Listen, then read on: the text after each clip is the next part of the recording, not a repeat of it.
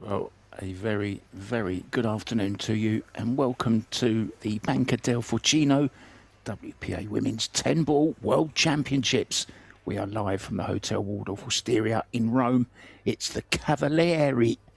What a beautiful hotel it is as well. And our next match for day 2 is a winner's qualification match between double 10-Ball World Champion Rubilin Aramith from the Philippines up against World Junior Champion Sophia Mast from the USA. It's 10-ball, of course, so you must call the pocket. Stage 1 is best of 3 sets, races to 4. Winner breaks, of course, within the set. Break from anywhere behind the head string. It's hand rack with 1 on the spot, 30-second shot clock with 1 extension each per rack. I'm Mark White, and calling the shots in the booth with me for this one is the ever so debonair, the multilingual Benjamin Belhassan. Hello, Mark. I'm really glad to join you for this one. As you mentioned, we have world champion again in this arena. Sophia Mast is the world junior champion, and of course, Rubilin Aramith several times in multiple disciplines world champion. So we're having a winner qualification match here, meaning that the winner will go directly to the last 16, while the loser will go to the loser's qualification match and gets a chance to get back. So it's going to be great to witness the youngster here, the pink dagger. See how it goes. Yeah, referee Vladimir Belkovs from Latvia.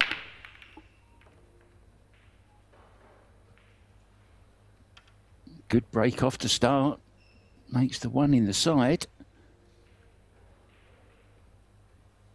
So talented. Sophia Mast really is. So grown up for her age. 18 years old now, from Sarasota in Florida. I believe now lives in Tampa in Florida, the Sunshine State. I'm sure it's nice and sunny there in Italy as well. Yeah, and I saw that she started being coached by Janet Lee when she was something like 12, which is a good start when you're talented, because as you mentioned, she's talented, but she did put the work in it. Makes the difference between good players and great players. So it's also great for her to be at such a young age in such a big stages like World Championships. It's a really good experience for this young lady.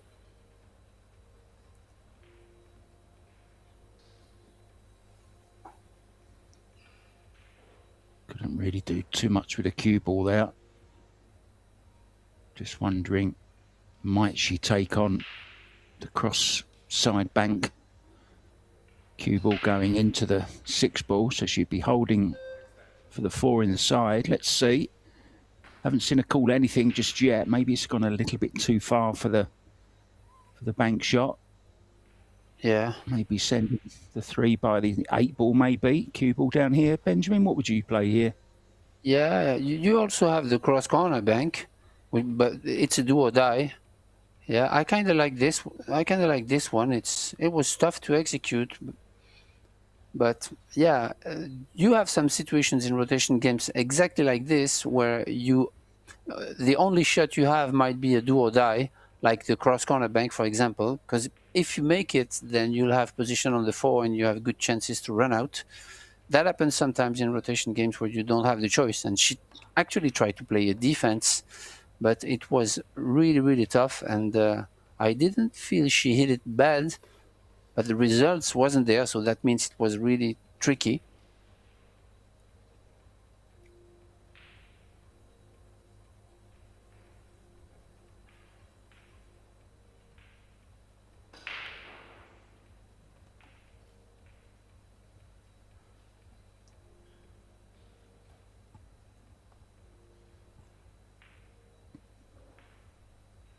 Well, I once had the pleasure of interviewing Sophia Mast, and she really is such a great young person. She really is. When I asked her what the ultimate goal was, she said, well, when she's been world champion and she's done everything in port, she wants to open up her own baker's shop. But of course, she said she'll have a pool table in there. And so we decided on the name Bacon Break.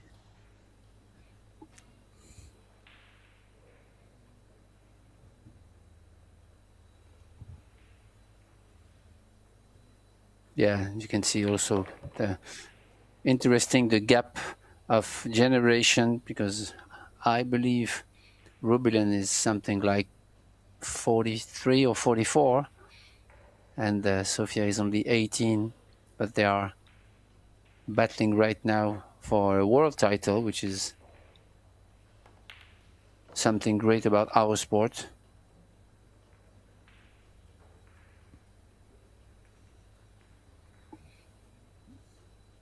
Yeah, Rublin is indeed 44, and she's had a really, really illustrious career, and she's also going to leave a nice legacy as well, because she has what they call the Aramith Cup every year, and it's just for ladies. It's all about promoting women's pool, and she's actually from a beautiful place in the Philippines, the island of Cebu, where I actually spent a year of my life in Cebu,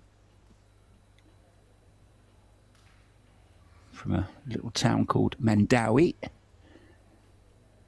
But of course, her career has taken her all over the world.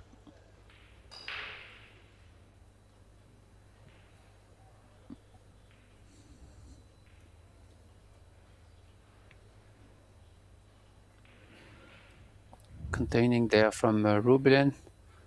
She's quite a cut there, which I call free shots, meaning that you really want to make it, but if you don't, then you're going to create distance using the right speed. Yeah, she hit it too thick. That was the risk with hitting the 10 ball on the way back and leaving a shot. Well, you often hear commentators talk about missing on the pro side. That was missed on the amateur side, shall we say. It was hit thick. If you hit them thin, you invariably get safe off them. She's worried about the cue ball here. I think it's going to slow up just in time. Just in time indeed.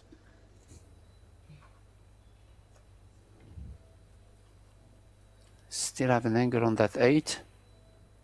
She can manufacture something to get a decent shot on the 9. She'll have to force something a little bit. Yeah, that's good. She's good.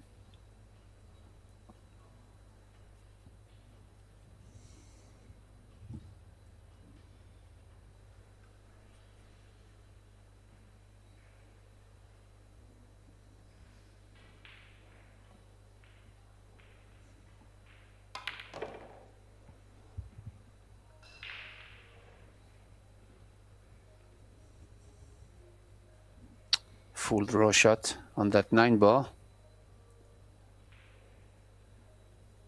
to get to the 10 and get to the score line.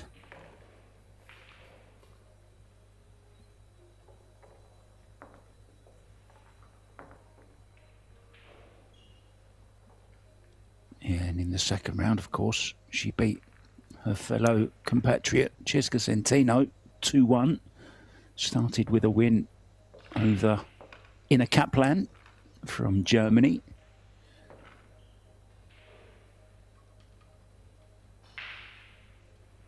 All 4 tables for you in action now, guys. All free to watch on Pro Billiard TV. Choose your table. Lots of great action. Young junior as well. Savannah Easton, who was actually beaten in that final by Sophia Mast in New Zealand, 6-5 on the hill. She's up against Christina Tkach, a winner of this 10-ball tournament. Margaret Fefilova up against Chao Che-Yu. And Shasha Liu up against Yuki Hiraguchi. They're all available for you on tables 1, 2, 3 and 4.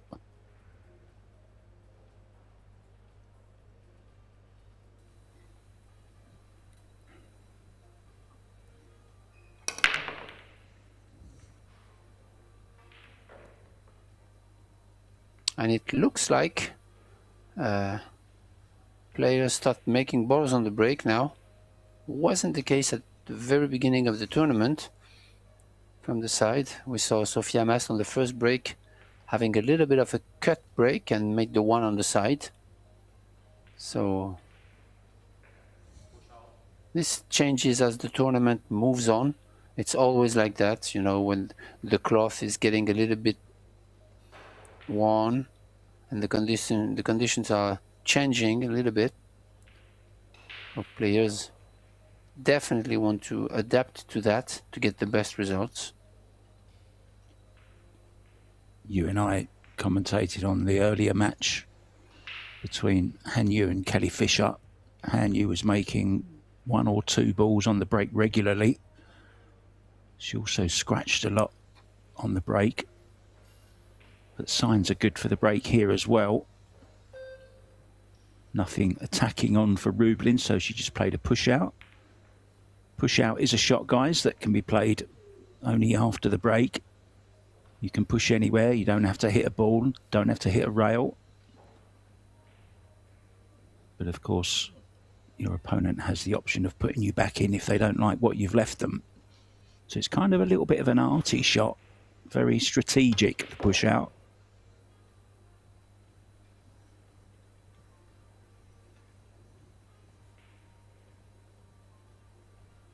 When they first start to play rotation games in the US, I'm talking about maybe in the middle of the 80s, 9-ball was playing with a push out on every shot. But they stopped it because it became a too tactical and strategic game. But the concept is really interesting. Yeah, I see they still play some challenge matches like that. I remember seeing Shane play Dennis Orcolo recently in the Philippines. I say recently, maybe a couple of years ago. But they had to push out after every break. Can't say I'm a fan of that, but I am a fan of that lovely bridge. Only her and Kelly Fisher bring this bridge head with them. They stick it on their break cue. There's Rublin's, the pink one. And if you actually turn it on end, there's a little heart in the middle of it. If you turned it clockwise once, you'd get a nice little heart there. Oh, she's missed this. Well, her heart will sink. And she may have the pink rest, the pink bridge head, but it's the pink dagger with the chance of potting the purple 4. Yeah, unexpected miss from Rubilin here. Giving a good chance to Sofia.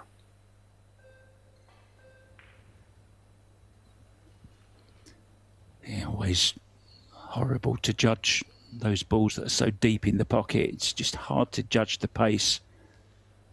And it's gone wrong. Just wonder if she may try the bank here on this 5-ball, but I think she's just stopping the cue ball behind the 10.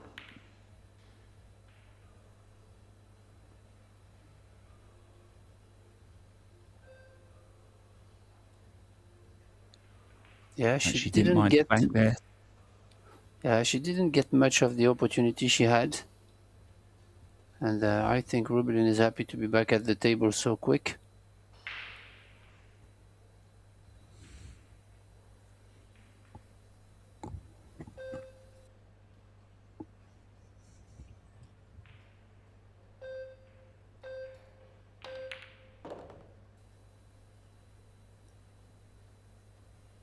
Good shot there. Wasn't easy. But, she left herself again with the ball hanging in the jaws. And as you mentioned, it's never easy. I see her. She's going high ball here. Try to cheat the pocket and hit as thin as she can on the 6 to give the cue ball the speed needed.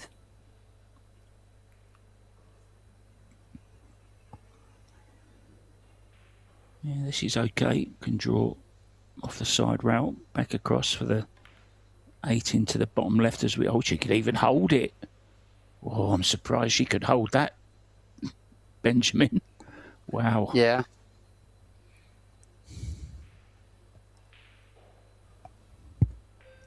It went in thick, but still went in.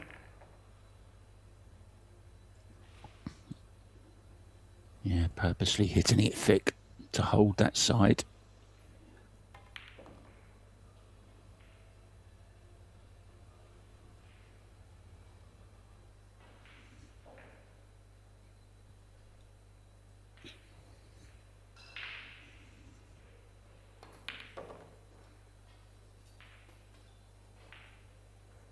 So Rubelin Binky, as she's known to her friends. Binky Aramith.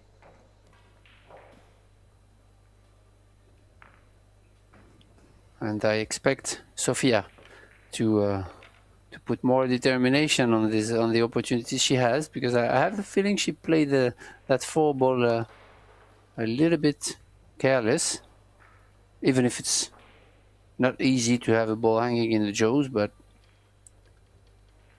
like her attitude wasn't like dominating, and you really want to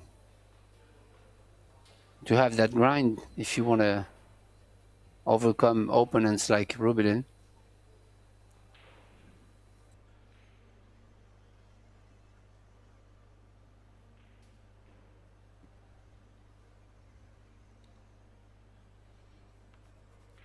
Yeah, the thing is, when you're warming up, and then of course the handshake comes, and then the match gets underway, the nerves start, and sometimes your brain can play tricks on you, and you end up playing shots a little bit too quickly, or playing the wrong shot, just rushing things when you're not quite settled down. And she's not settled yet. And as the saying goes, you do not settle until you get a rack on the board. And of course, the longer it goes on, the harder it is. There we see Christina Tkach at the table, former World Temple champion herself.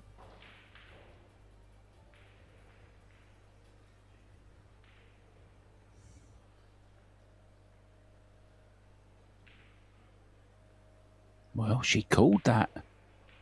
She called that 10-ball, Benjamin. What a shot that was. Obviously trying to play safe. But luckily for her, she didn't get the safety, but she did get the 10-ball. Back to this Yeah, one, exactly. in control. Rubelin Aramith looking to get on the hill in this first set of the possible 3.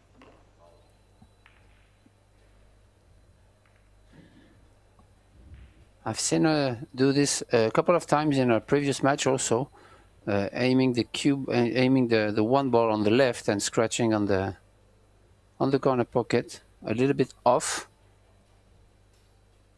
Might have something to do maybe with a stroke, a last stroke on the break, or maybe on her alignment before the shot. And she consistently hit on the left side. 6 to the 7 is the tester here. Just slightly awkward with the bridge here also. Over the top of the... Whoa, this is horrible. Having to bridge in between the 7 and the 9. Did well.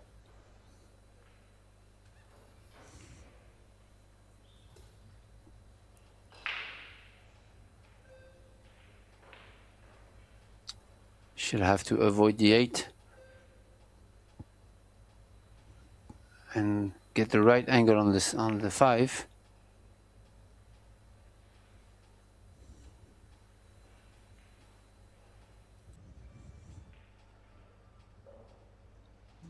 Yeah, might she consider going into the 6 here? Just bumping into it, or can she draw past it okay? Rushed again. You see that rush stroke, Benjamin? Very, very quick on the stroke there. Yeah. It's a sign of not being settled. Very snatchy.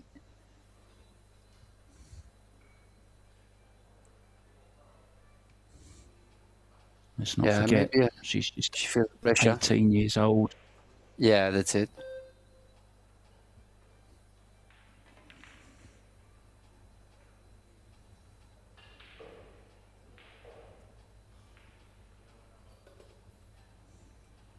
And Rubelin is not going to give her anything.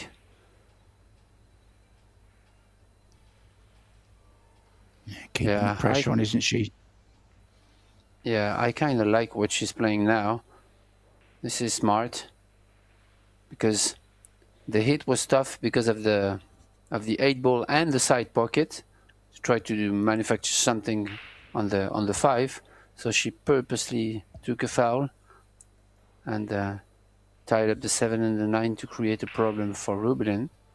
And considering the position of the 6-ball, it's not going to be easy for Rubelin to get something out of it. She will probably try to pocket the 6-ball on the side and go with the cue ball, or she could have elected also to go up table and play safe, leaving the cue ball behind the 9 and sending the 1-ball, the 7-ball, excuse me, up table. She chose the offensive way. Oh no, she didn't. I thought she would go into the balls, but she preferred to go conservative, which I like. Playing 10-ball is always want to be conservative. Good shot.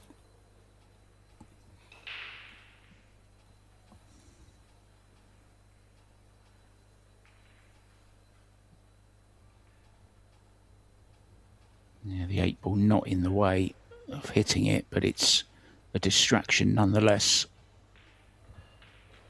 Looking at going 2 rails here.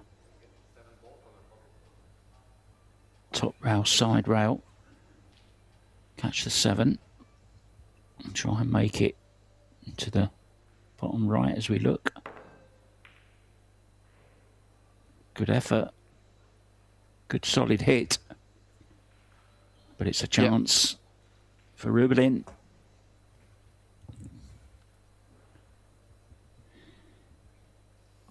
If she can cut the 7 and miss that side pocket, then it will be okay.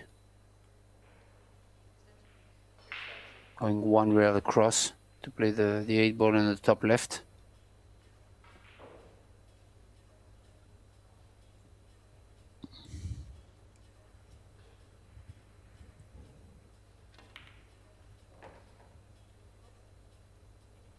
Oh, mind the cue ball behind the 10. I think the jump cue's coming out here. I know she's Filipino. She loves to kick. But I think this is a... Oh, no. She is kicking. There's a lot of people that would go straight for the jump cue here.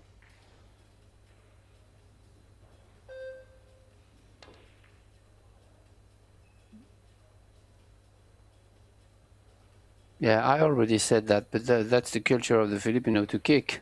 And for sure, 100% of American players would have, American and European players would have jumped this, for sure. But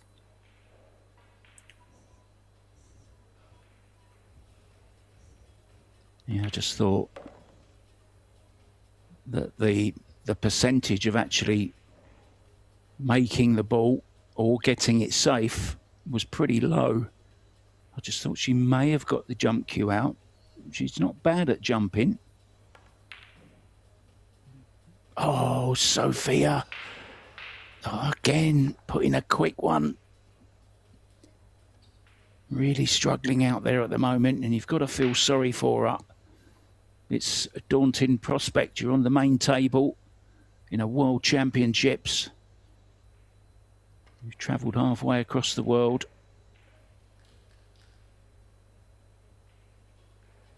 yeah, but you have to take that attitude as an example, because you see she didn't show anything. She's just got back to her chair, showed no frustration or anger, and this is tough to control emotions like this. So credits to her at such a young age to be able to stay calm even with bad misses like this.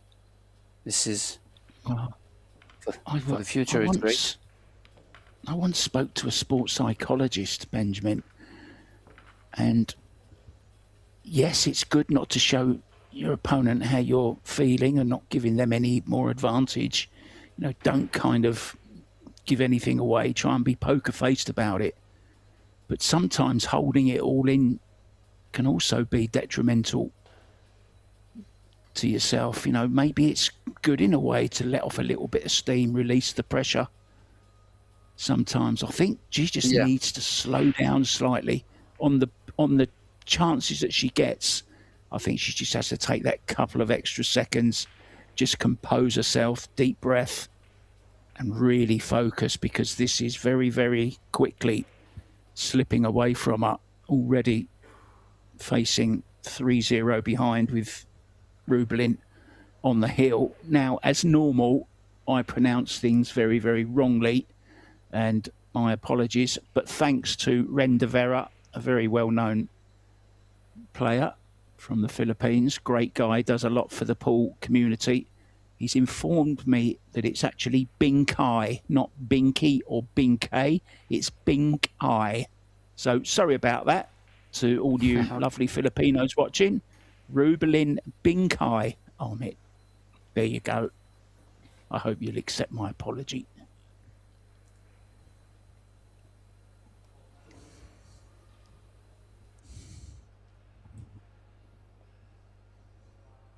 See if she can hit them square this time.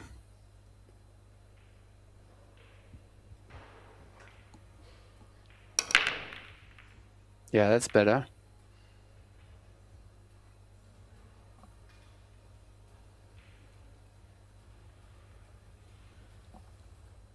But no shot, no balls on the break, sorry, and a fairly easy shot to open the rack for Sofia, giving her a chance to start the run and calm down a little bit.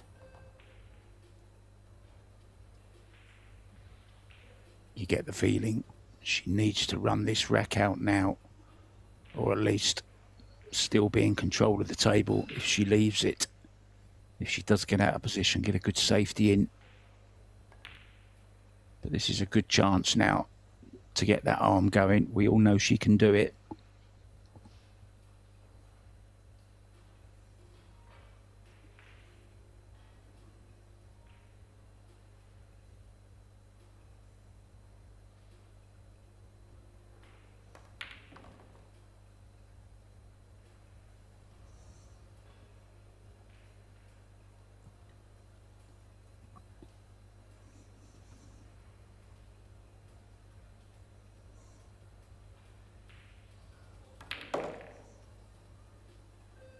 Good stand shot there. Good stroke. You really need that powerful stroke to get to the 5. Now she'll probably elect to play the 6 on the top left. What could be ideal is to stay in a parallel line from the 6 to the long rear.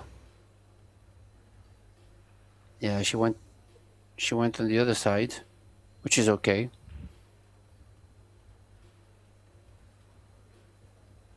But what I didn't like... Oh, sorry, Mark, but I was going to say that what I didn't like to be on this side is that then the side pocket comes into play and she would have to cut the 7 on the next shot. Yeah, she got away with it. Nicely done. Yeah, such an important rack, this one. Just looking, I can't see her trademark pink hair at the bottom of the ponytail. She normally has that pink. Don't think it's pink this time. She's got a pink glove on though.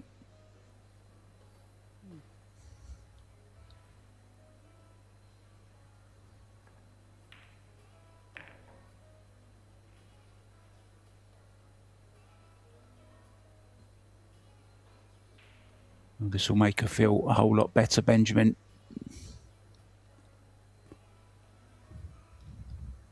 Yep.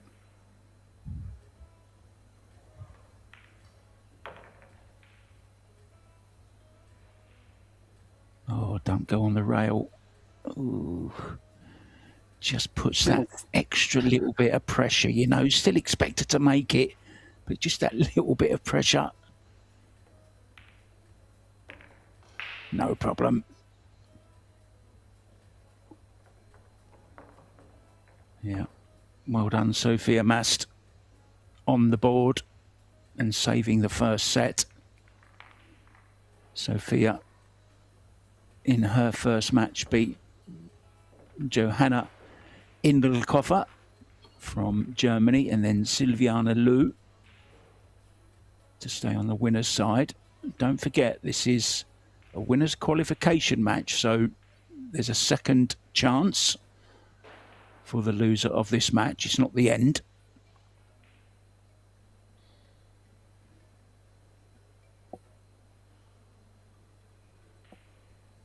There's the Arcos 2 balls. Referee Vlad from Latvia getting them nice and tight using the AeroRack. You see the little arrow on the back of it to get the centre of the balls. Make sure they're nicely square. Looking for a nice square hit. Sophia Mast now trailing 3-1, still in this first set.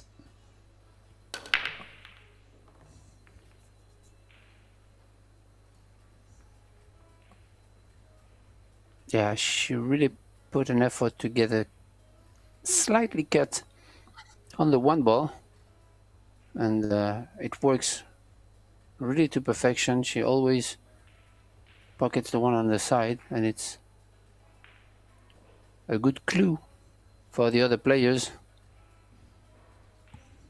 to break this way. Playing the safety cue ball up in between the 9 and the rail.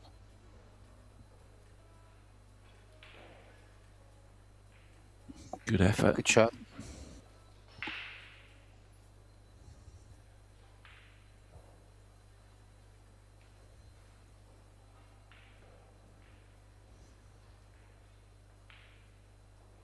Tough shot for Rubelin there. If she can catch the, what is the left side of the 2 for her, for the right side of the 2, sorry, she could, yeah, like stay behind the 6, but good cue ball control here.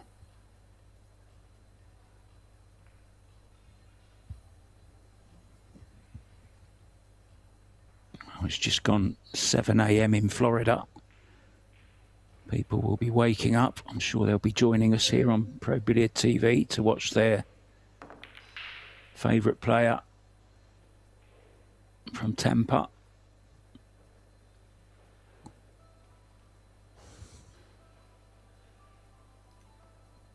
This is a tough situation here because the fact that the cue ball is really close to the 2 and the angle both balls have is going to push Rubelin to do something really tricky because she can't really hide behind the 6. She could, but it's really tough.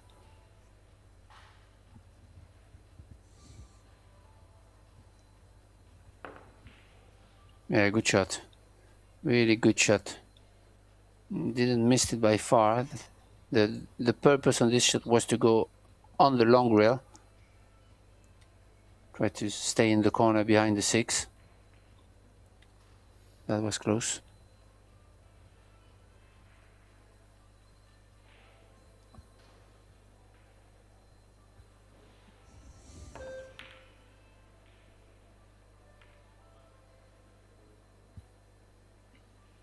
Not exactly as played. Was hoping she'd run into something, and it did. Exactly.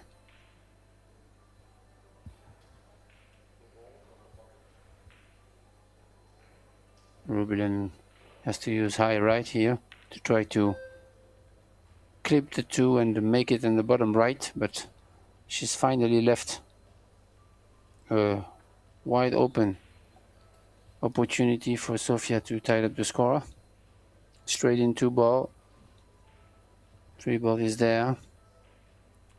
I don't think the 5 passes the 6, which is going to be the problem of the rack, I believe. It might pass the 9 ball. But Paul can change so quickly, can't it? She was absolutely cruising. Rubelin at 3-0. Didn't look like Sofia could finish a rack off. And now all of a sudden, she's got that little bit of confidence from that rack that she's won in the last game. And now she's looking much smoother. And if she can make this 3-2 here, she'll be breaking to tie up the set. So it really can change very, very quickly.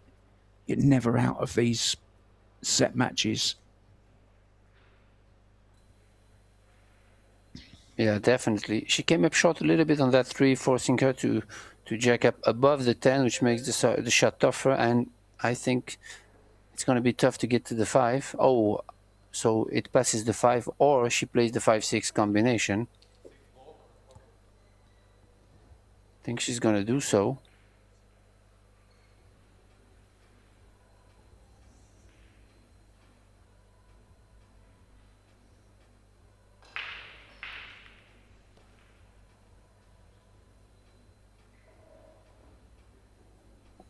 Oh, a little bit thin now. A bit harder would have been nice. Now, does she play the safety or does she go attacking? There's your answer.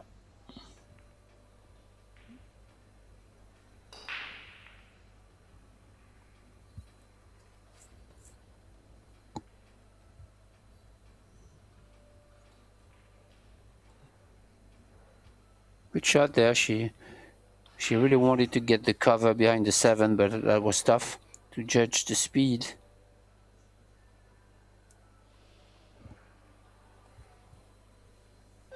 Yeah, Rubelin can take back the advantage here and control, especially if she gets the hook.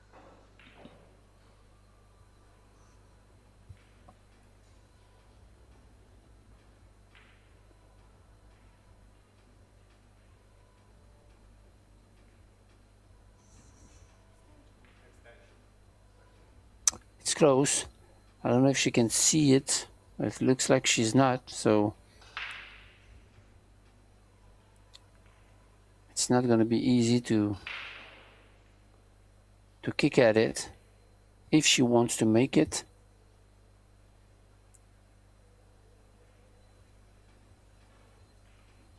Well, from the measuring she was doing, that's her intention.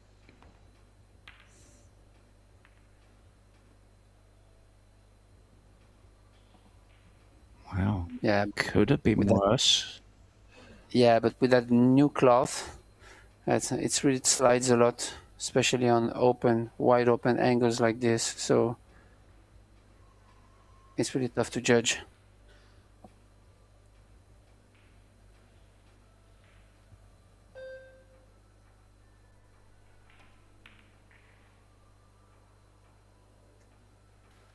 Oh, she's made it, but in the wrong pocket. Yeah, this is where a 10 ball is a really pro game. And this is why I always believe that you really need to be conservative, whether you have choices on safety shots or going for it or attacking offensive shots. Lovely stroke that. Great 7 ball.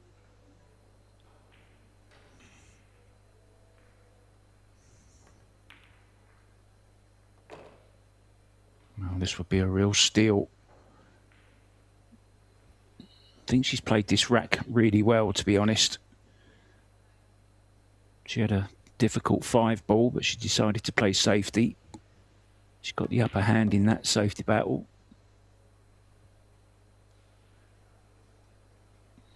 And this 10 ball to bring it back to 3-2.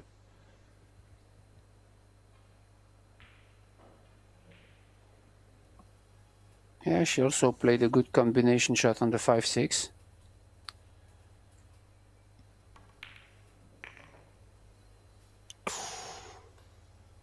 Scrapes in. 3-2 it is. Now there's good news for the Americans over on table 2. Savannah Easton has taken the first set against Christina Tkach, and she's 1-0 up in the second. Pia Filler 3-2 up over Shi Tiangxi from China, ex-Hable world champion. And, well, my pick for the tournament, Siming Chen, a set-up and 1 rack up against Singaporean Venus Lim. Out on table 13, that is. Chow Che-Yu just started out against Margaret Fefilova very early there. Jasmine Ocean is a set-up and 1-0 up against Amber Chen. Now, you may remember Amber Chen beat Jasmine Ocean in Austria recently.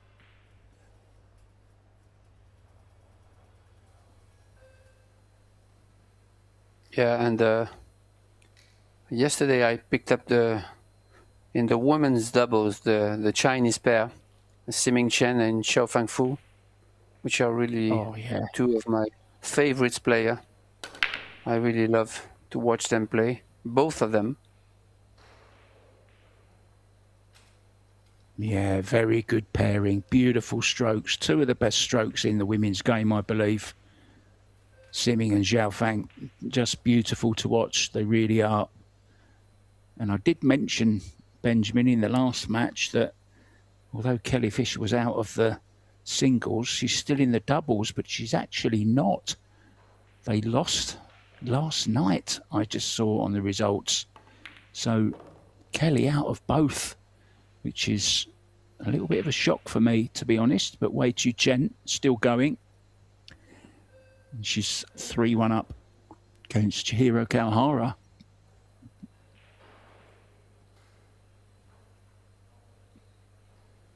And Sofia just made the deciding shot here. She made the 2 draw back off the 5 and made the 5 on the side, which absolutely clear that rack. She still has a problem with the 6, unless it goes on the side. But yeah, looks like it goes.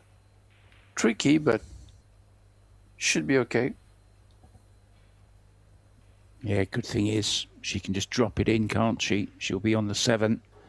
So nothing to do with the cue ball, no pace required, just 100% on the pot. Ooh. Ooh. Yeah, that was tough. Wow. I mean, that was really close. I thought she couldn't pocket it on the side, but good speed, good stay down on the ball.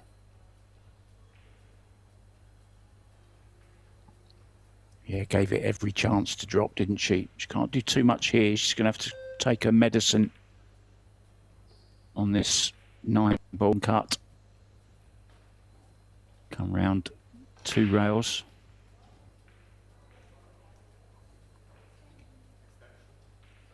I think she could even go 4 rails here, because the 9-ball is really thin and it's going to end up towards the side pocket on the other side of the table. So I wouldn't be surprised she would go for 4 rails here.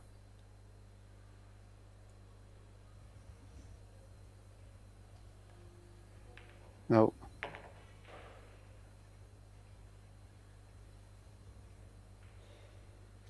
Not ideal, but still okay.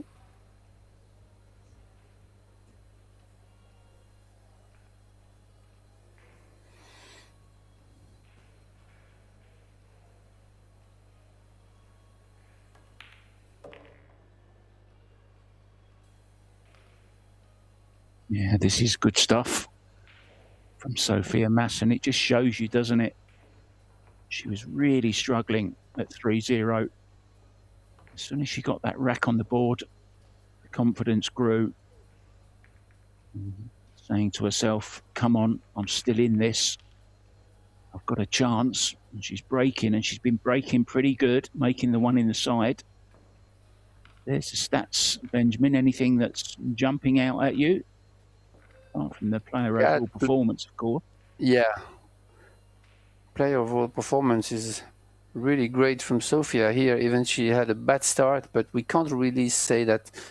She missed a couple of shots, a couple of easy shots, I would say. But still, she had some successful break. She had a break and run, which is strong in this hand racking format. So yeah, pretty strong from both ladies.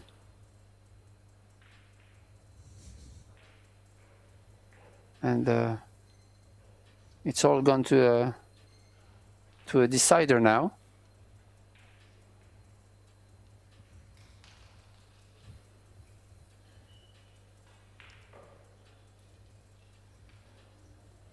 Yeah, she's a little fighter.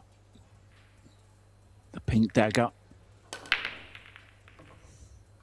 There it goes again, Benjamin. One in the side. Does she have a look at the two? Unfortunately not. So it's going to be a push out.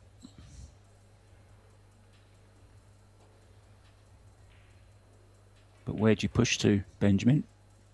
Yeah, this is tough because you can't really push to the short rail, leaving a long straight in shot because the 3-ball is there.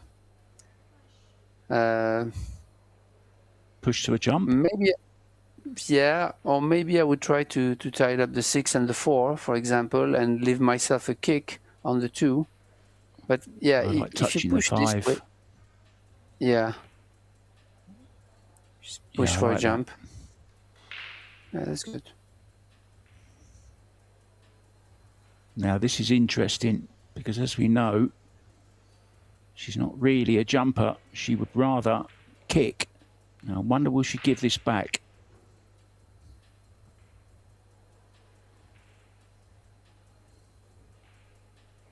What I do here, I imagine myself, I let myself into that position. So myself, I will take the jump because good things can happen. You can make it and still have position on the 3 and win the set. So this is something strong. And if you miss it, then the 2-ball could come all across the tables and you can use all the balls in the center as blockers. So I definitely take the shot. Yeah. Well, as you said, good things can happen. I think she's covered the 2-ball.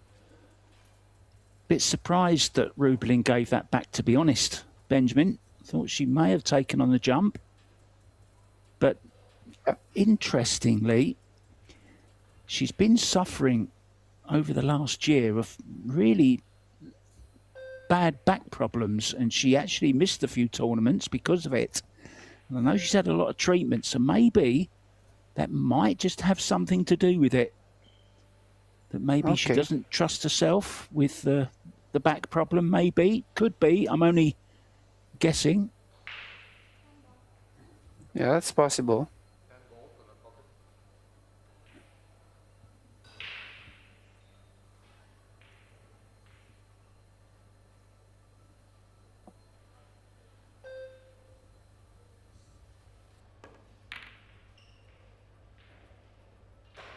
Took that a bit nonchalantly. Taking on the 10-ball. I think she's going to be in trouble after this shot. Look at them balls, Benjamin, all in the middle-ish part of the table. Yeah, and cover. Yeah, exactly.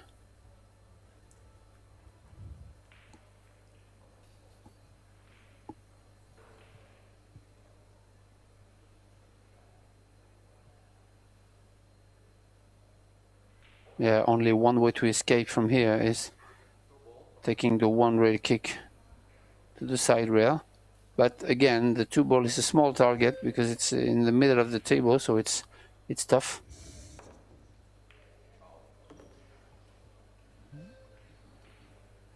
Yeah, we're used to seeing them go long, but that was actually short, so maybe overcompensated.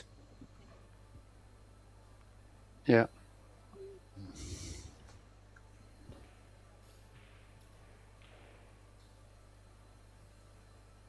So it's in her hands, literally, to take this opening set now. Started well, but she's had a little bit of a torrid time since Sophia made it 3-1, then 3-2, 3-3.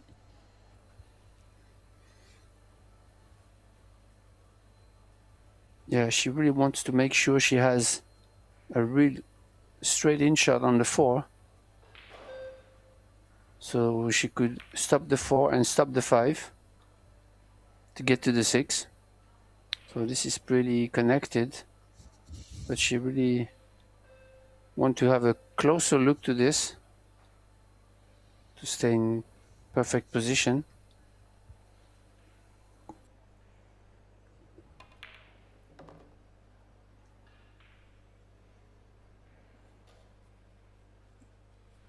Well, it's 7:22 in the evening in the Philippines, so I'm sure we've got plenty of fans watching Rublin. Mabuhay to all the Filipinos.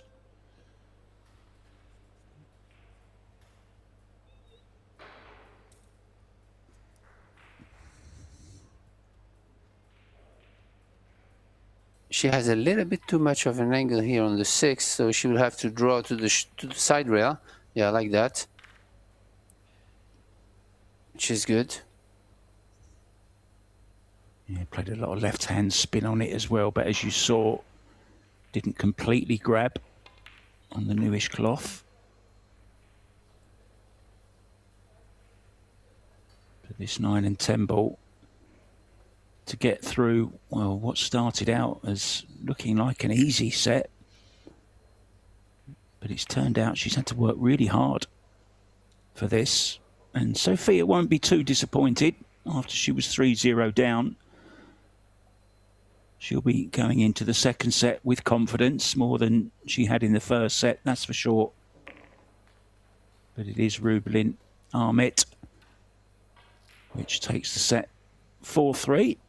And they will go for a timeout, guys. So Benjamin Belhassan and myself, Mark White, will do exactly the same. And we'll be back with the second set. It's looking like it could be an exciting one. We'll be back soon.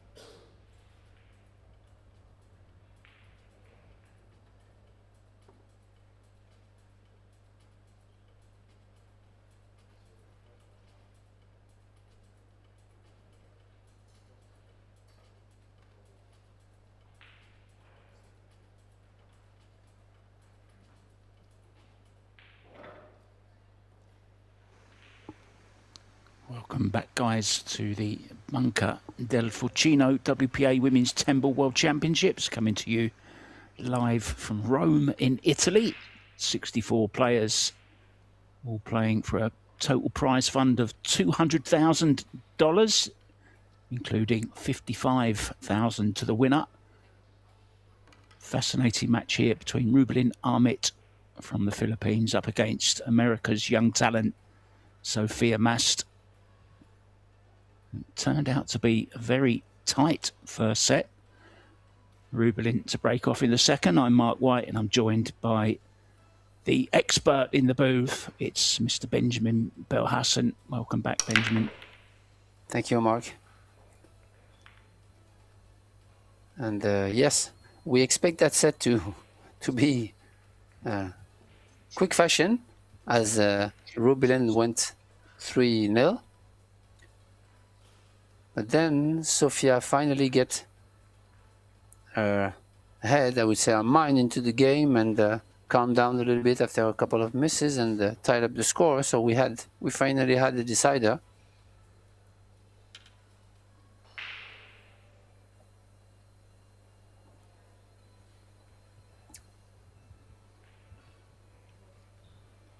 Big opening shot from Rubilin here.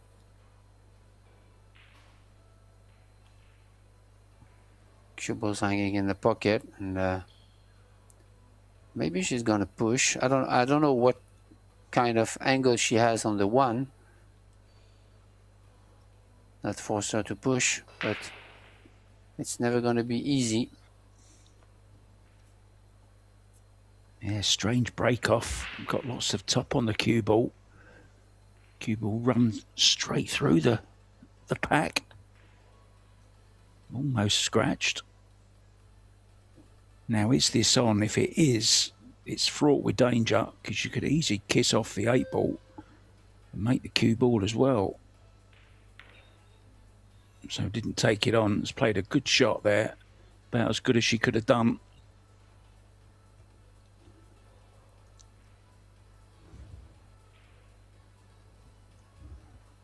Yeah, this is, considering the way she played it, the push out was a little bit too easy. I didn't think she could have like cross banked that one and used the 8-9. Yeah, I was just about to say, this is one time that Rubilin just has to get the jump cue out. No real easy route. Well, look, well, that's sportswomanship for you, though. Even held her hand up, seeing that she'd left awkward queuing over the 7-ball. Very, very classy lady, Rubilin Aramith.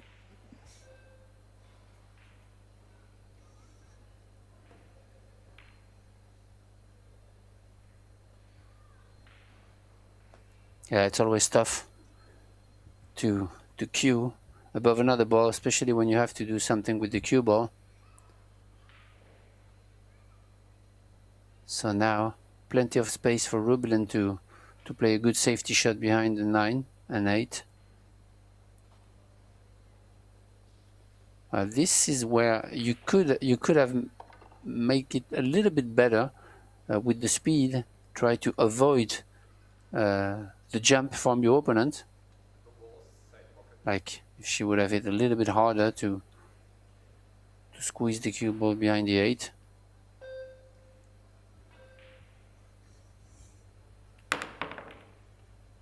Because you're sure that your opponent is going to make contact of it, and she might not have left something to Rubilin, but it's okay.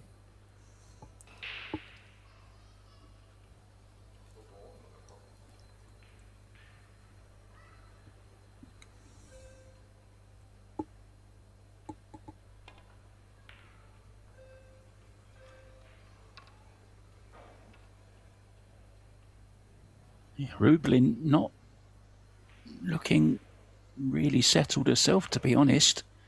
She was quite some distance away from that. Now she can play a two-way here, play it to the lower right-hand corner pocket. Cue ball heading over up towards the 8 and the 9. Well, she hasn't played it.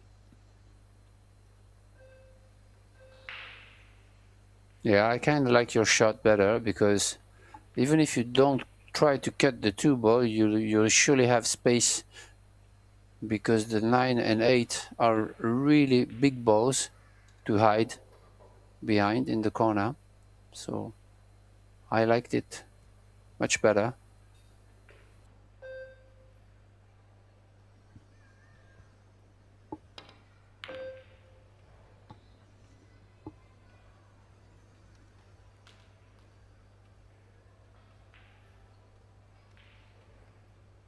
I didn't see Rubilen calling the bank, so maybe she just wanted to get the cue ball behind the 8-9.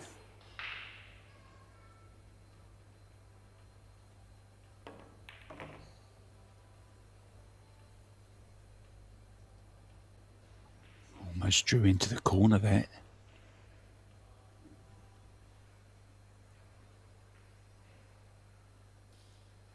This is where you have the choice. She can thin the 3 ball, excuse me, on the left side. Yeah, like that, but going really up table using the 3rd rail behind the 10. So the speed is not good enough there to get the cover.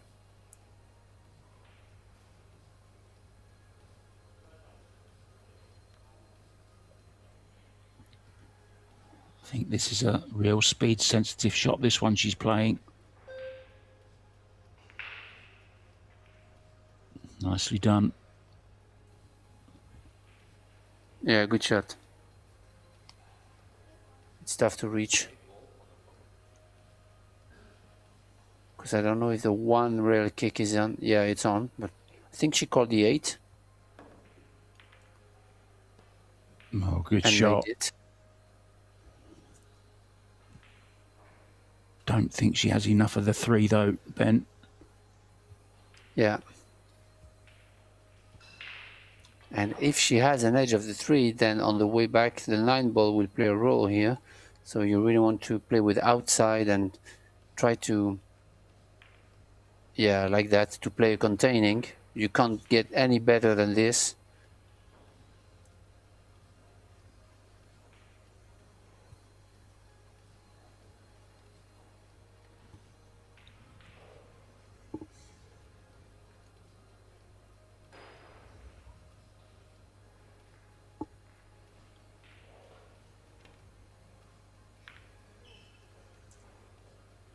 Oh, what's she done here?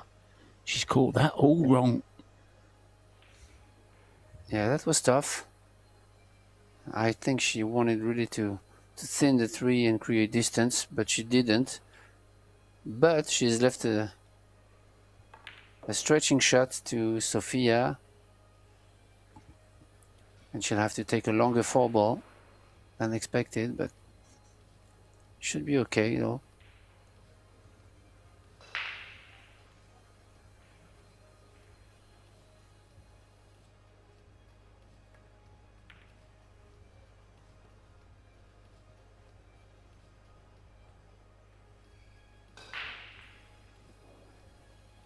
Good choice there to just roll the 4 ball and get the right angle on the 5 to the 7.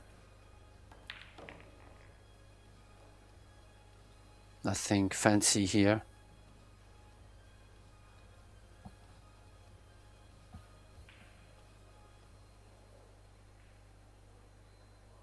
You can just draw it a little bit, can't she? Just leave a bit of a cut on the 9 ball, give her the angle to get to the 10.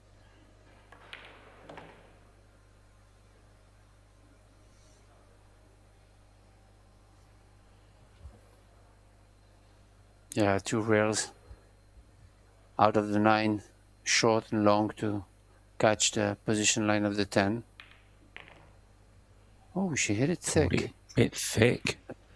A little bit, yeah.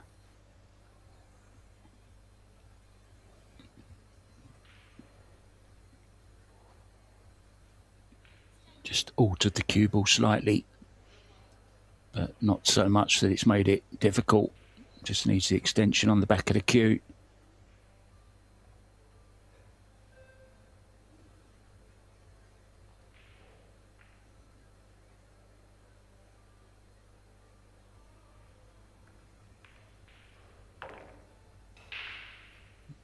safely in. Nicely done. Waiting for the cue ball to come to a complete rest. It is a foul if you don't. Rubelin has been caught on that one before in New Zealand in the World 10 Ball when she was actually playing against Cesca Centeno, if you remember rightly. Put a hand in the pocket while the cue ball was still rolling, and Cesca was given ball in hand. Didn't want to take it, but she was told if she didn't, she would then forfeit. So she had to begrudgingly pot the 10 ball, Cesca. I'll never forget that. Now then, there is some wheelchair pool in action at the moment. It's a losers qualification round, and we already have one winner. Matel Bijevic has beaten David Slasek in straight sets. Henrik Larsson is a setup in his match against Wei Ti Chen. Hydra Goldberg a set down and 2 racks down to Fred Dinsmore. Kurt Deglerek set down to Stefano Di Blasio. And incidentally, the quarterfinals of the wheelchair tournament will be coming up for you here at 6:30 this evening. So that's quarterfinals of the wheelchair open, 6:30 tonight.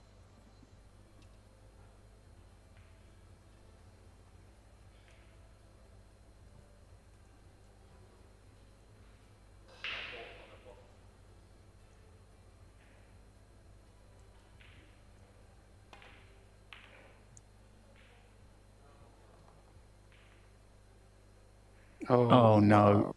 Oh no, Rubelin.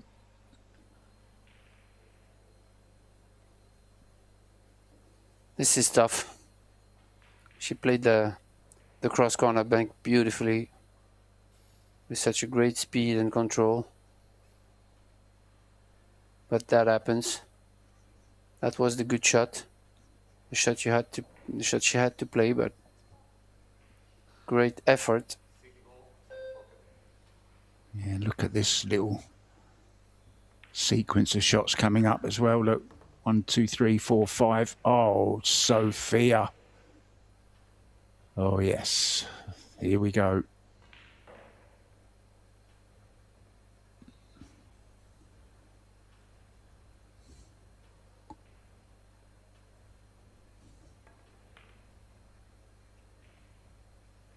Wow.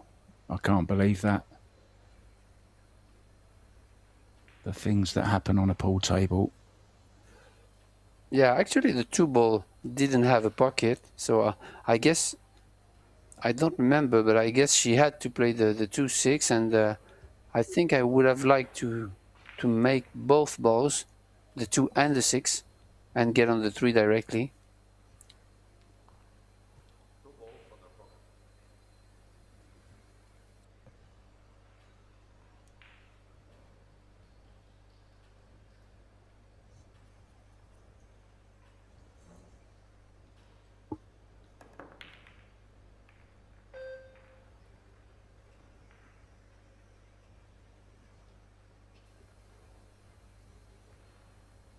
She made a solid hit there, but left an easy safety for Rubelin here. I don't know if the 2-ball passes the side, but she is locked up now. The smallest target that you can have. A ball in the middle of the table, and whew, this one is tough. I would definitely look to put the 3 into a spot where it will be difficult to reach for Rubelin. Yeah, this is smart.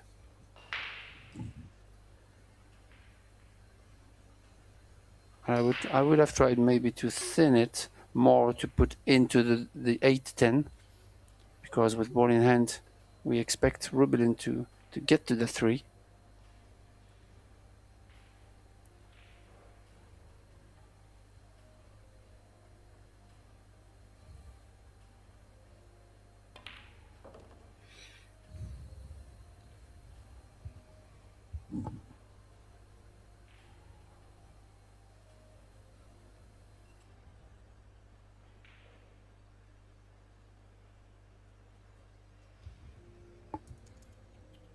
Well, we have a winner through already in this round. It's Chen Siming, 2-0 over Venus Lim from Singapore.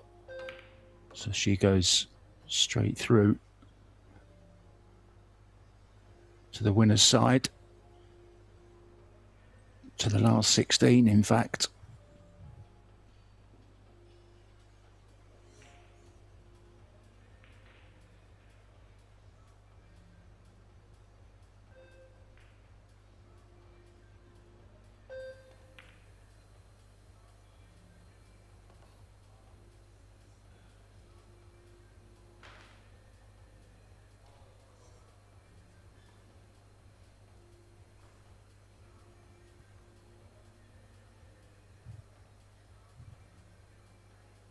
Should play the 7 in the same pocket as the 5, and it slides a lot.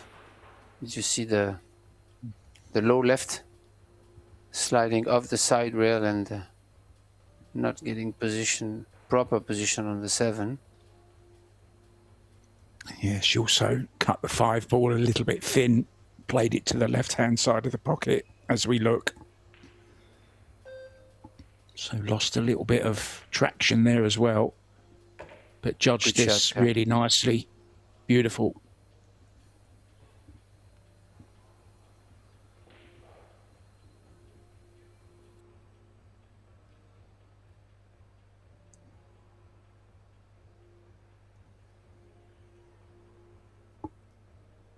Wonder what's on her mind. Would love to get into the mind of a pool player during a match. Yeah, it's always interesting, but her attitude tells me that she really tried to stay calm and in the present moment, which is the best thing to do when you're in the chair,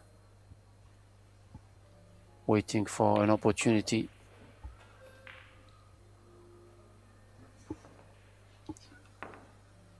Yeah, so all square again in this second set. Jasmine Ocean won the first set, but is 3-1 down in the second set to Amber Chen. Margaret Fefilova Steyer on the hill in the first set against Chao Che Yu. Pia Filler a set up and 1-1 in the second set to Shi Tiangqi. And Savannah Easton on the double hill. She's a set up and 3-2 up against Christina Tkach. Wei Chu Chen is a set up, a 1 up in the second set. Xiao Liu 3-2 down to Yuki Hiraguchi in their opening set.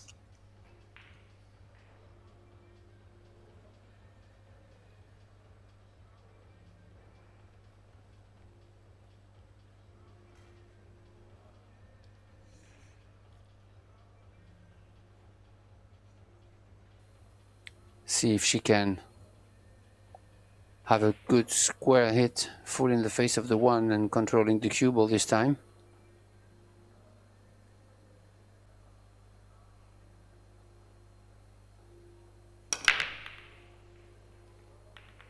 Yeah, it's a lot better.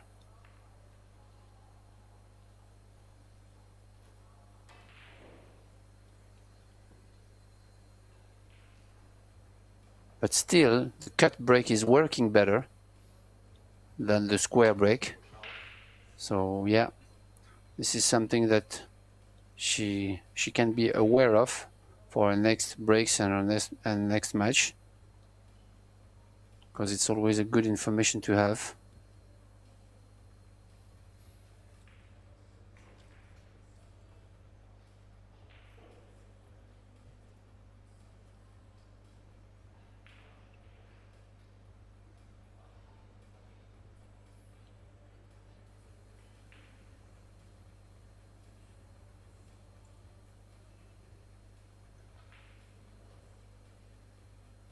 Is there enough room just to hold that cue ball behind the 8 and send the 1 around? Has to mind the 6 though.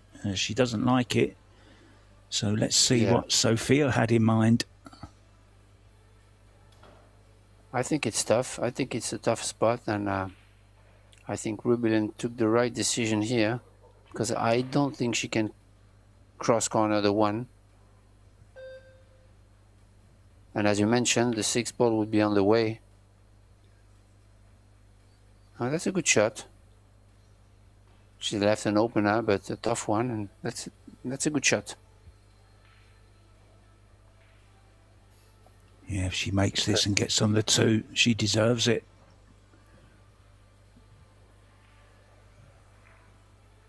Doesn't look too happy about it. Yeah, the 2 ball is locked by the 5, and you can only pocket it on the side, so you need to be all the way down with the cue ball. So yeah, this is a good shot. I like it. Really great safety play here from Rubelin. Nicely done. Yeah, that's experience, isn't it, Ben? Yeah.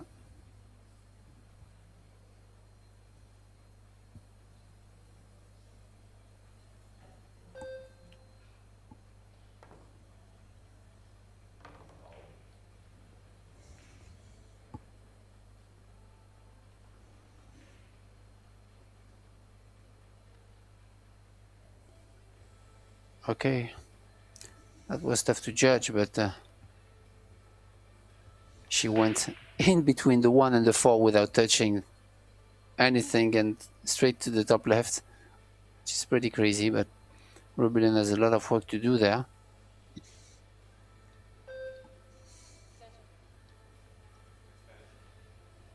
"30-second extension called. She'll need the extension on the back of the cue as well. Yeah, because she really wants to draw back directly from the long rear to pocket the 2 on the top left. Yeah, she did it too much, but she's gonna have to play safe here. Probably in between the 3-9.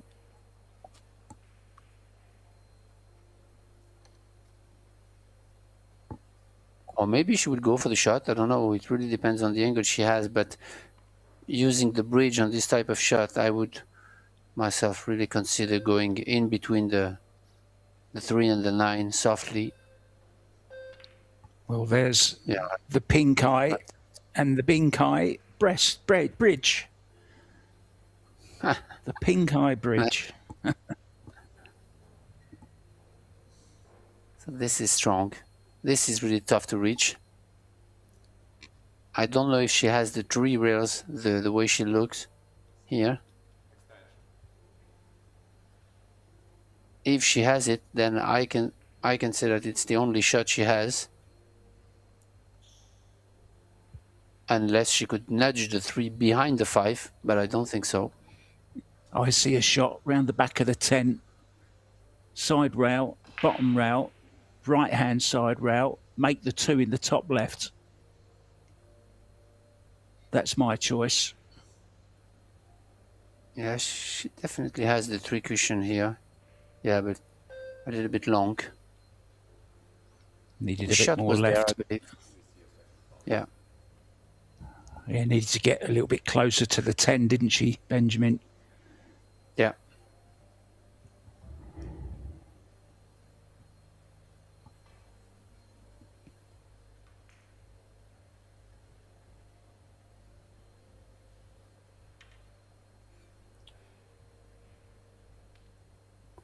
Well, nothing attacking here. We are playing 3 fouls, remember. Yeah, this is surprising because I expect her with ball in hand to reach the 3 and try to run out this rack, even if the layout is tough.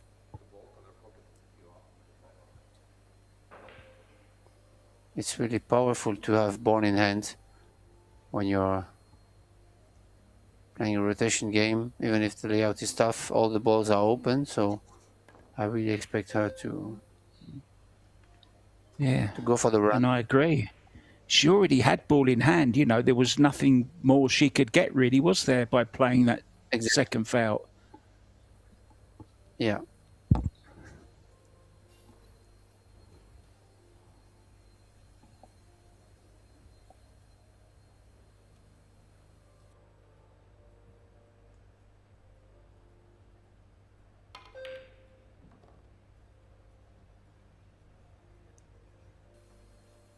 Great shot there from Rubelin.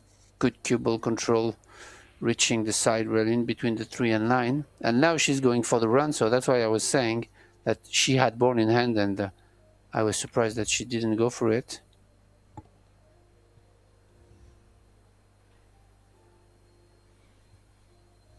Yeah, sometimes it's just how you feel at the time, isn't it? On a particular shot, if you don't fancy it, you've got guaranteed safety. Why not? You might get something a little bit better. But ended up playing a more difficult shot than she had with the previous ball in hand, I think. Exactly. This is tough also. You really want to smash it and avoid the 9. Yeah, and even if she hit it good, she came short.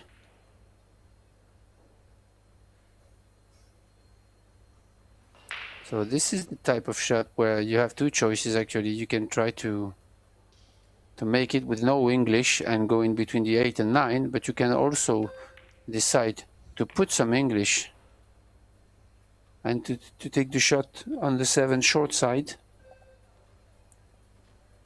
And I like what you just played. It's more simple.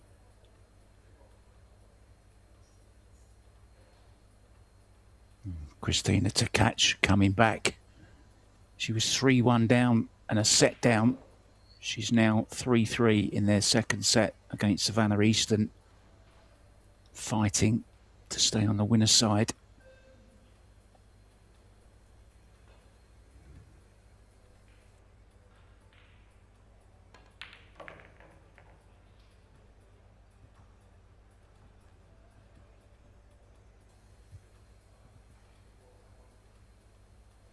Good little pop off the rail from the cue ball to have the right angle to track towards the 10.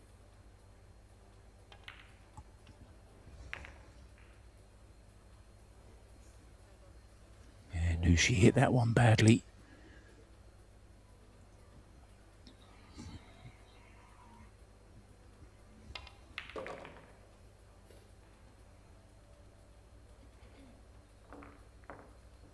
Still scared to get the balls out of the pocket too soon, waiting for the referee to do so first. Can't blame her. Now then, guys, coming up next, we have some women's doubles action. Fujifilm Masters Showdown. Not sure who it's going to be just yet, but there's some great matchups coming. There's what we've had so far and what's going on at the moment. As I said, that Savannah Easton match, it's now 3-3 in their second set.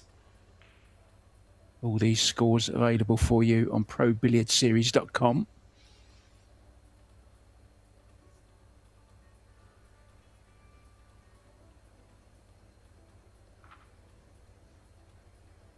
This is a close match in terms of player overall performance, and they both have one stronger set, but I think a big difference is the break success from Sophia Mast that allowed her to get back into the first set 4-3. But it's interesting how the stats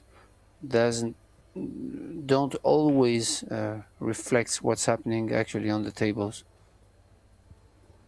Yeah, I just want to bring this up quickly. As you see the 2 and the 3 racked on the corners at the back, that's not the way they're racked intentionally anymore. It's just completely random. However the referee sets them up. It used to be the rule where the 2 and the 3 had to go on the back corners, but that rule hasn't been in effect for some time now, but sometimes they just do appear on the corners. And watch out for one of them maybe going in, the 2 or the 3 going 4 rails. Watch the 2 ball. Well, it was on its way but got bumped. So did the 1.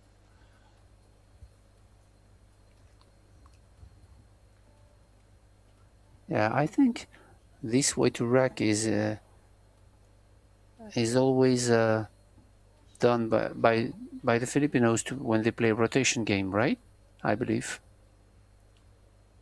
I don't remember exactly, but there is a way to rack the balls when you're playing rotation, like 61 rotation, 15 balls rotation, like they play in the Philippines, where you have to rack the 2 and the 3 on the corners, I believe. I bow to your greater knowledge there, sir. Monsieur Benjamin. Yeah, that's why there in France.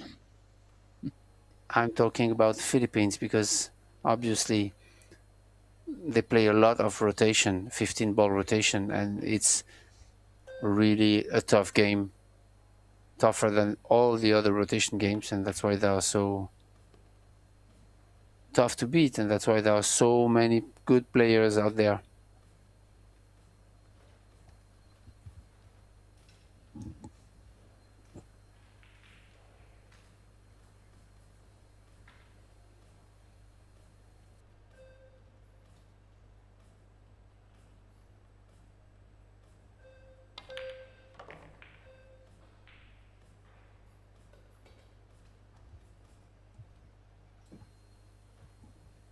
Great stunning shot here from Rubelin. Go 100 miles an hour. I think she's going to try to hide behind the 5. Yeah, like that. Good shot. Try to seal the deal and get on the heel in the second set.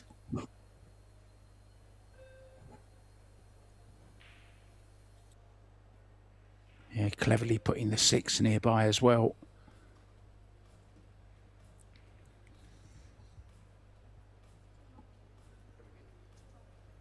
Another 2 rail possibility. Top rail, side rail.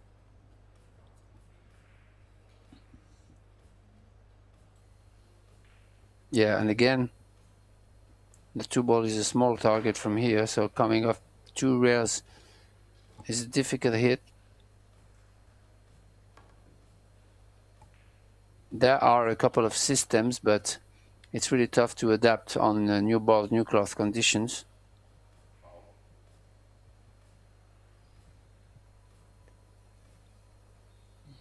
Are you an advocate of the diamond system or the mirror? What do you do, Ben, or is it just naturally for you?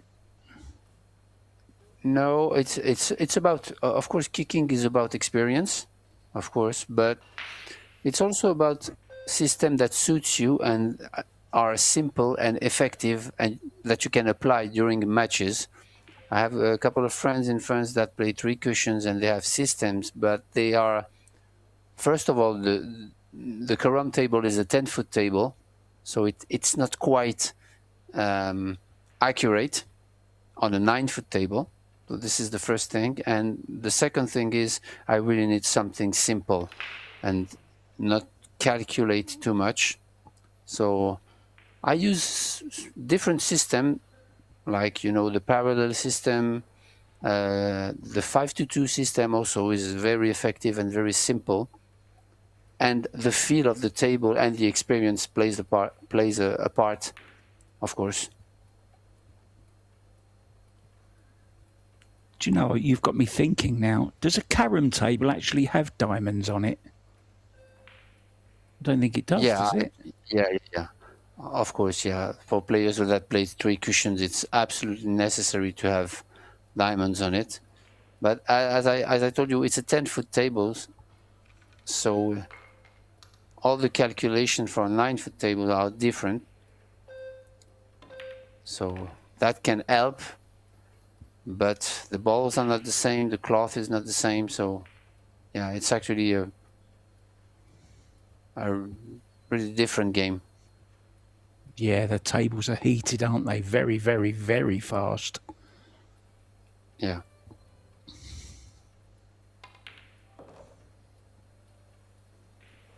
Uh-oh. Oh. Yeah, the 6 ball went in a little bit thin. It went in thin just a little bit, but she's okay.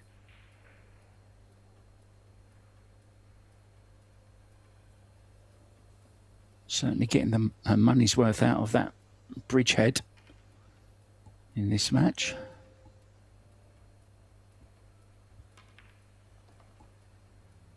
Good shot. Yeah, Very lovely, smooth. dinky little shot, wasn't it? Well controlled. Could have gone wrong, that bent. Yeah.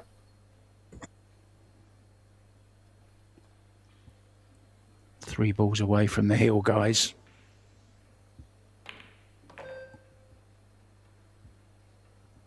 Well, have a result to bring you, and it's a big one, and you could call it a shock, although I guess the more this young lady plays, the less we're surprised.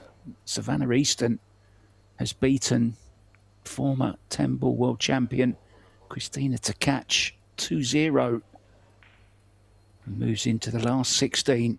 So congratulations to the road runner. Christina Tkach will have to go through the long... oh dear, how she missed the 10. Just shows you, doesn't it, Benjamin? When you're near that rail, never certain. Oh, yeah. That happens to everybody.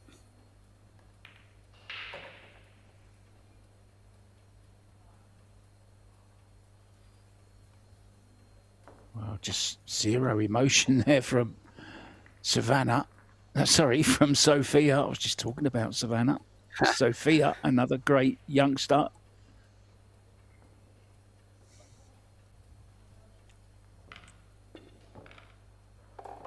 Yeah, that will hurt Rubelin. Should have been on the hill. She's lost the break as well.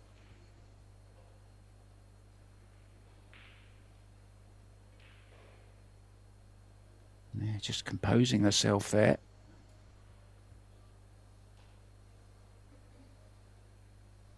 I've got to mention the chairs. They do look very comfortable. They look very Italian as well, very stylish. I'm sure everyone's having a lot of fun in the capital. I saw a lovely picture of Sophia Mast by the Colosseum on her Facebook page.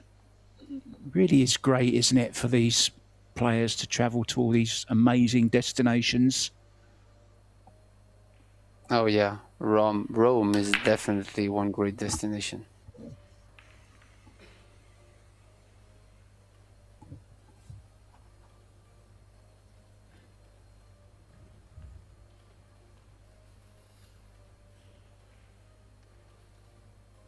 And you see how mentally you need to be strong, because now it's 2-2 and you have to go back to the table, try to run this rack. Even if you have missed that 10 ball to go on the hill, you have to go back and get back at it. And this is only mental stuff, mental strength. Not to let it go. Well, prizes for guessing where the cue ball's going to go here. Hold it behind the 5. Well played.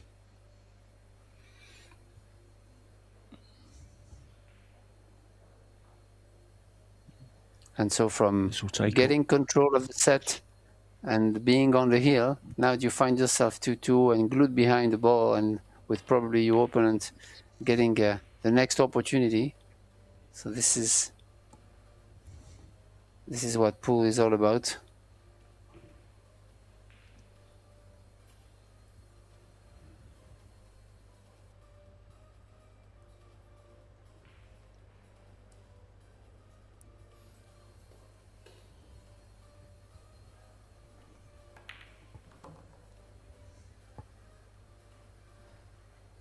Good shot there.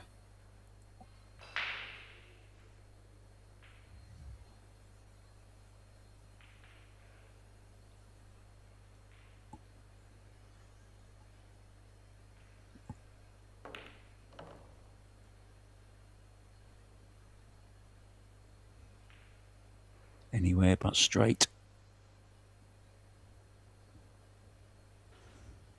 Yeah, but still okay. I mean, the 4 ball is on the long rail here.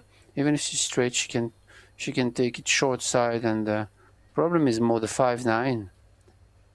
That really blocks the path of the run out here. Because now go to the bottom left, Ben. Yeah, it looks like, or maybe she just like roll it. Oh, okay. She'll go for the bottom left.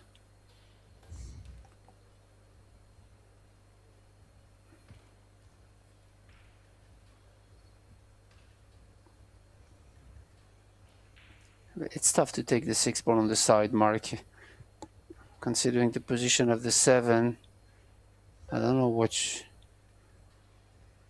Big draw, maybe. Oh, yeah. Savannah. I mean, Sophia. Got Savannah on the brain now.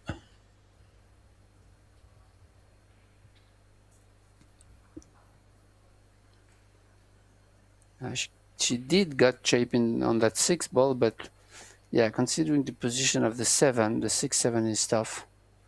And I don't know what Ruben has in her mind, but maybe bank the 5.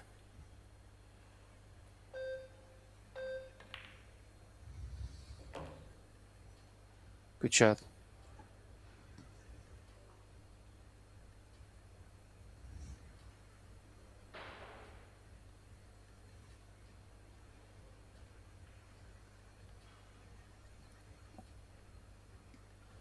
Still, that 6-7 is not a gimme. You want to have like high ball with no English, 1 rail, but yeah. Yeah, the curve of the follow shot drives the cue ball a little bit more to the right that she would have expected, and that's why she run into the 9 instead of going to the left of the 9. So this is all about slidey tables, and when you play high ball, you have a bigger curve after the impact. She needed some left spin on the cue ball, really. Yeah.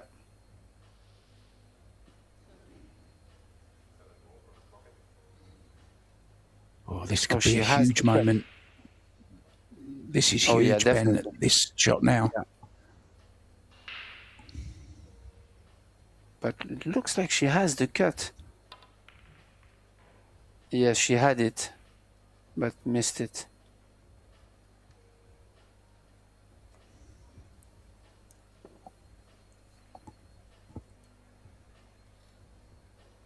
Certainly hasn't been at her best in this match, it's fair to say, and neither has Sophia.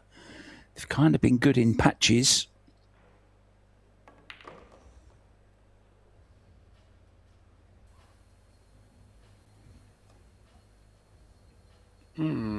Still tricky.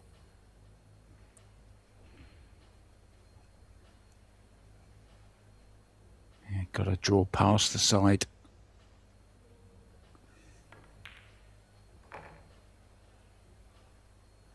It's not going to be over yet. Further away. Yeah, it took her further away, didn't it, Ben, from the 9? This is a tester now to go on the hill. Tough shot, blind pocket if she decides to play top right, and small pocket if she decides to play top left.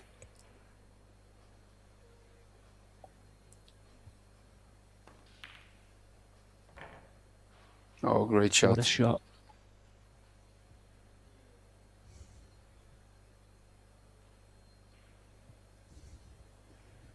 Pressure? What pressure? These youngsters don't get that. 2 excellent pots to finish off that rack. Really, really good 9 ball. Now, whenever we go to another country, you know, Benjamin, I like to come up with a few facts about where we are. Now then, the Spanish steps in Rome aren't actually Spanish. Despite their name, they were funded by a French diplomat called Etienne Gauffier in 1723, and they were built to connect the Trinity dei Monti church with the square below. They got their name simply because the Spanish embassy was located at the base of the steps. Nice little fact on the Spanish steps for you. This is great. I didn't know that.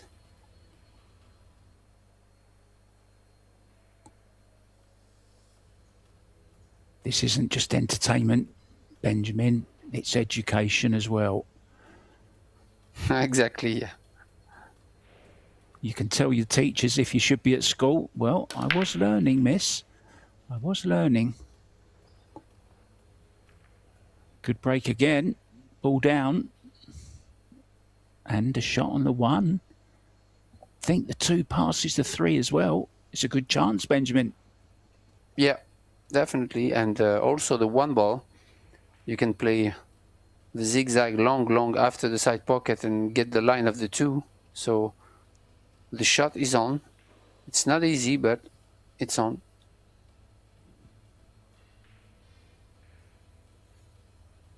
Yeah, needs enough right-hand spin on this to come past the side. She's done that absolutely perfectly, as you said, Benjamin.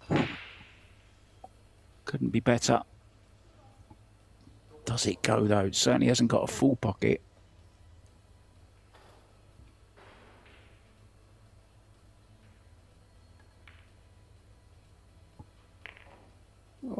Oh, really used all the pocket there. I didn't think it was going to go. Yeah, great accuracy there from Sofia. And that would be massive if she could break and run to win the set.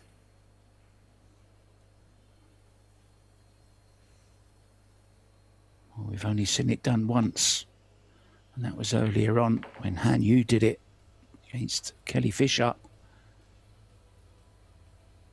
And this would be a real blow for Rublin.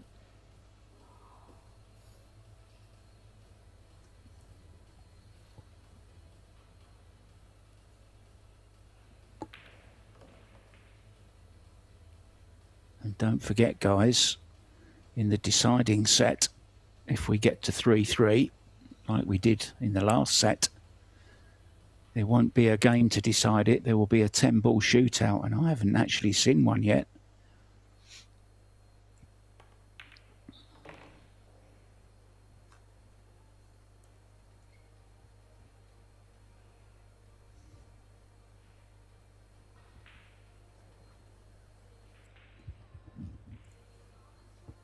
Well, everything's there.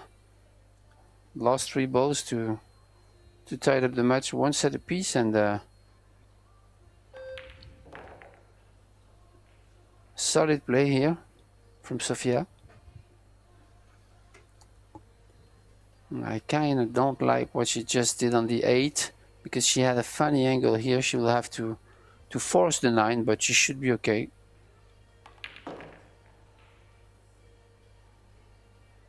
Yeah, came up short a little bit because of the angle.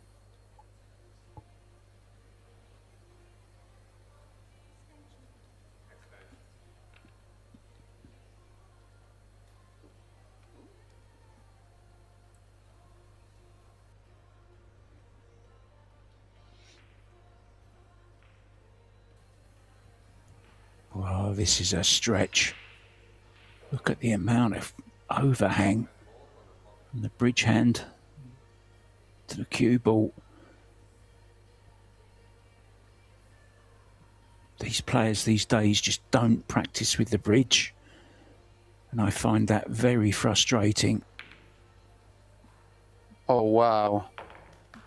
But when you can bank like that, does it matter, Benjamin? Does it matter? What a great bank shot to win the set and tie it all up at 1-1. Players nipping out for a break before the decider. Benjamin Belhassan and myself will be back in just a few minutes, guys. You don't want to miss the decider. See you soon.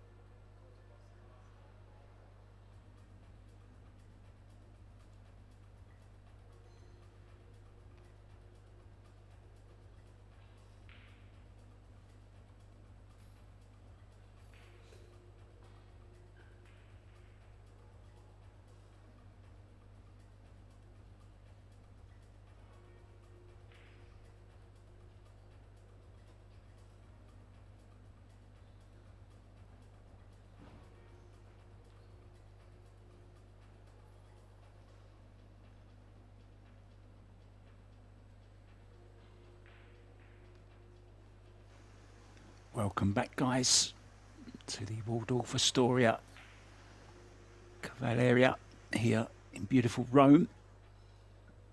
Sophia Mast breaking off first then in this deciding set in the Banca del Fucino Women's WPA World Temple Championships. Mark White in the booth, along with my mon ami, Mr. Ben Belhassan. Yeah, I'm back in the deciding set now. And we didn't really expect that, Mark, considering the fact that how the matches started with the Rubelin taking a big lead. But it is what it is. And now those two ladies are battling hard in a deciding set to get to the last 16. Yeah, and if anything, in that last set, Sophia looked much more comfortable, in my opinion. Rubelin just looked a little bit edgy for me.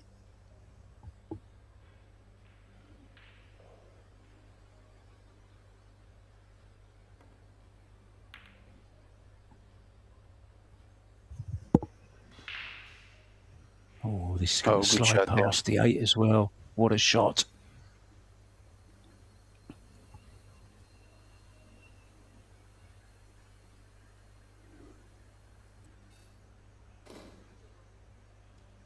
Two rails, call the side pocket. Got to be very careful here. Not loads of room. Yeah, good shot, good hit. Yeah, very good shot. Wasn't a lot of room, was there?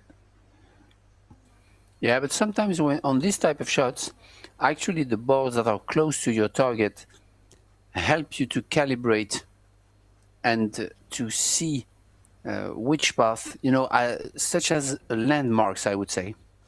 I don't know if I'm understandable, but sometimes it could help. I know exactly what you mean. It's like throwing a dart above the treble 20, then one below, and then one right in the middle kind of thing. It gives you a kind of reference point.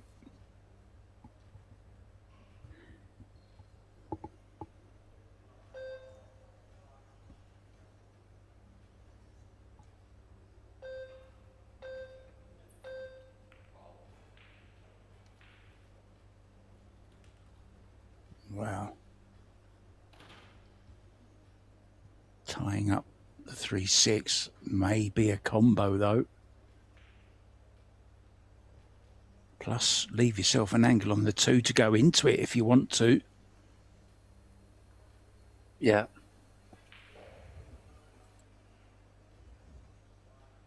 Oh, she's going safety. Yeah, this is the same situation as Rubelin was in a couple of games ago, where she decided to go for the safety, and I think she can really go for the run here, especially playing a safety which was tough to control behind the 4, and she's left an open shot.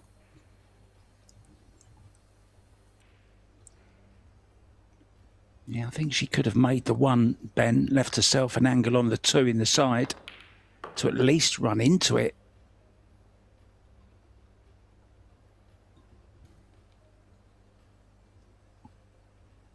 Yeah, definitely.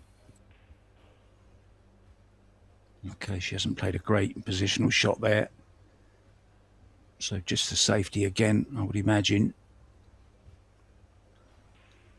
It's an easy one to play. Can play the 2 into the 6.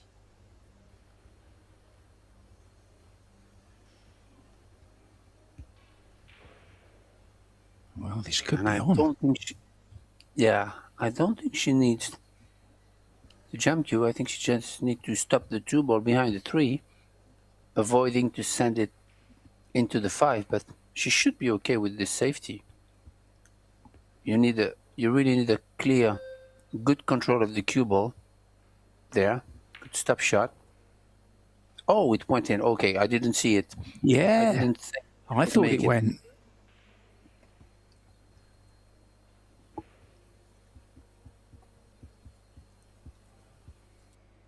You're sounding very, very safety conscious, a little bit like Tim Delaita sometimes. I mean, I'm always the crazy one calling the crazy shots, but I was pretty sure she was going to have a go at that one. Easy from where we're sat, isn't it, Benjamin?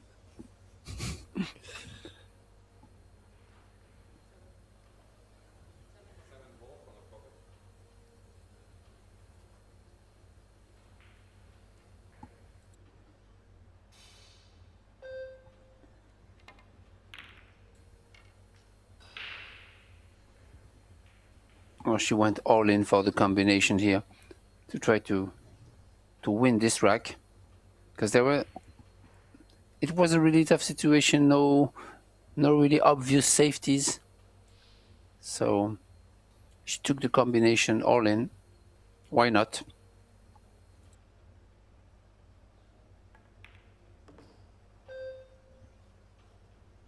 Yeah, nice little cannon there. Judged it very nicely. Just has a slight angle on this. Slide it off the long rail, draw back for the 5. Shouldn't be a problem.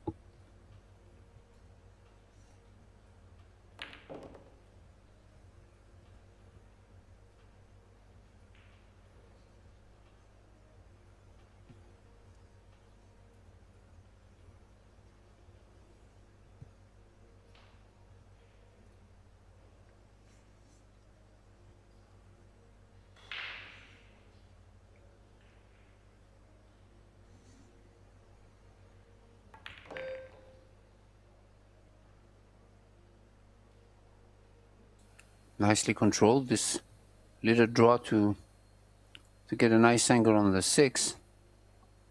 So now maybe long to get the 7 on the side, or 3 rails. Yeah, but the problems, I already mentioned the problem with those small 3 rails on new cloth. It slides a lot, and the inside English doesn't grab at all. So I always prefer to play low and outside on slidey conditions, but still okay.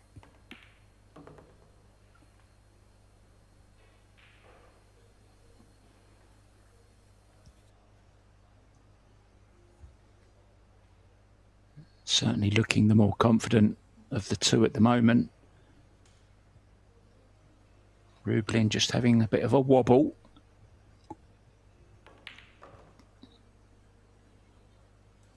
Didn't hit that cleanly. Yeah, she has left herself a tester here. And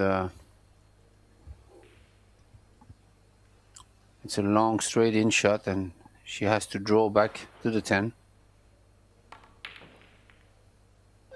Yeah, didn't like that at all. It was the previous shot, wasn't it? And, you know, these are the shots that can change matches. If she gets nicely on that 9, she's 1 up, feeling great. Rublin still doubting herself. Now, if Rublin can knock in this 9 and 10, it's a free shot, isn't it? She didn't expect this. Yeah, definitely, you're right. Still, it's a really tough shot. Yeah, but it's one of those, Benjamin, that if you knock in, your confidence goes sky high again. Didn't play it. Keeps control of the table. Doesn't want to kiss the 10 ball, really.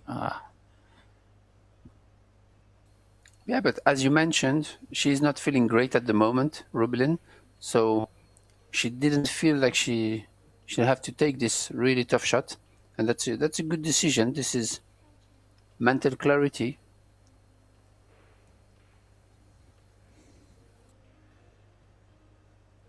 Needs a new bit of chalk, Sophia. She's going to have a word with Karim. Say, can I have another piece of pure, please, Mr. Belhaj? I'm running a little bit low. I've had that for 2 years. Good shot there from Sofia. Very simple, but she didn't sell out, keeping control of the situation, containing her opponent.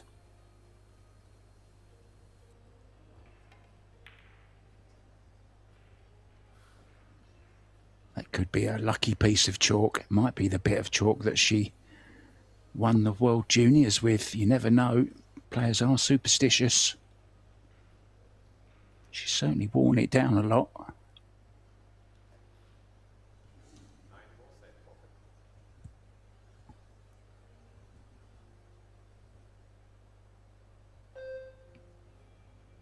Really cagey opening rack this in the decider. What a shot this is. Oh, Sophia must take a bow, young lady, even if you're not right on the 10. Oh, she didn't call it.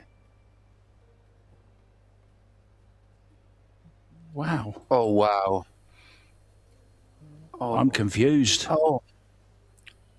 Oh, wow. Did she forget to call it, or was she playing something else on purpose, like the 4-rail safety? I don't know. You know what she did call? She called the right centre. So maybe she was trying to send it around 4 rails into the side. Oh, she's missed it. Wow, what more can happen in this rack?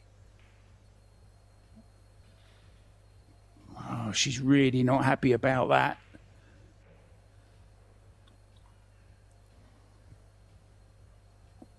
Oh, wow. This is drama. Well, that bank absolutely flew in. It was like it was intentional. And as she started to walk away from the table, I thought, hang on a minute. She called the right-hand side pocket. But I thought maybe she'd changed her mind and called the bank. Unbelievable. Yeah, this was pretty amazing.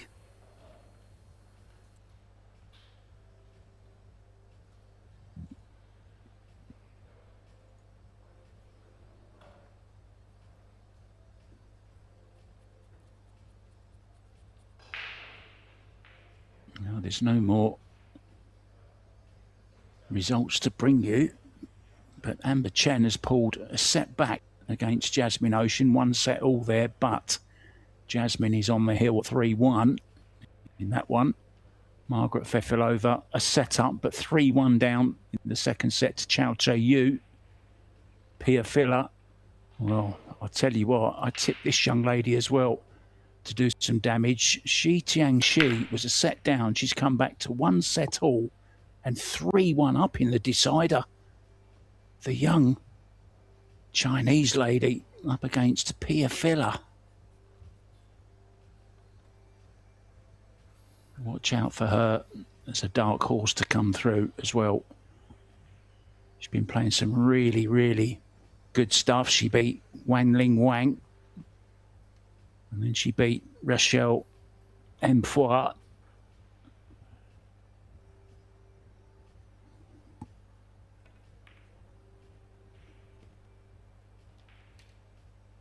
Now can Rubelin steady the ship and get back into this third set? This is interesting because now you really can see if she's able to do so. She's a great player and a great champion, and when needed, those players can really, like you said, steady the ship. Wow. All I can think of there is she's taken her eye off the 2 ball because she was intent so much on making that carom to free the 3 ball. She's forgotten to pot the ball. She knows she's made, well, we normally say schoolboy error, but I'll say a schoolgirl error in this particular case. And now she's back in trouble, I think. Or is she?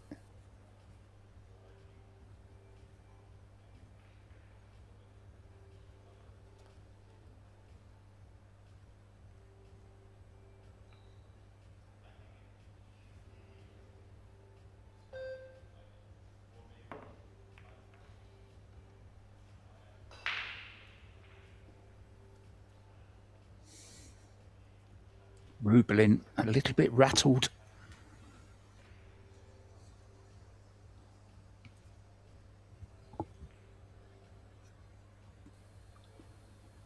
Yeah, and her body language on the chair tells us that she's kind of, too quiet, not enough there in the moment, and she's not overcoming the emotions she has. So I hope it will move on during that deciding set. Good shot there. Oh, no. Oh, no, no, no. It's the jump cue coming out this time. Maybe she's got the edge of it, can come up with some kind of safety, but she's got that look on her face at the moment where you feel everything's going against her. Just not quite there. And she is jumping. And this is a big, big shot again. Doesn't want to go too behind. Remember, if it goes 3-3, we will have a shootout. Sophia looking on, look what she's for a photograph. I hope Coin Flip was there getting that. One of the great photographers on. His name is Matt. Goes by Coin Flip. Comes up with some photos. Follow him on Facebook. And of course, check out the Predator Facebook page as well for lots of interviews with Luke Riches and lots of great photos of the venue and what the players are up to. Oh, she's got jump fever. She's jumping again. Then. Yeah, but I think the 6 ball is too far and she's going to lose the cue ball out of the table. That's why she changed her mind.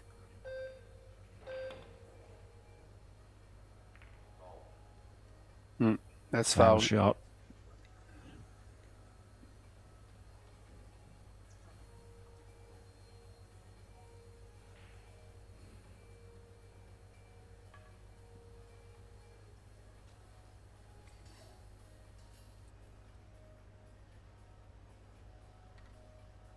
What a huge result this would be for the young American if she could get through to the last 16 and join Savannah Easton there as well. Two youngest talents coming out of America at the moment.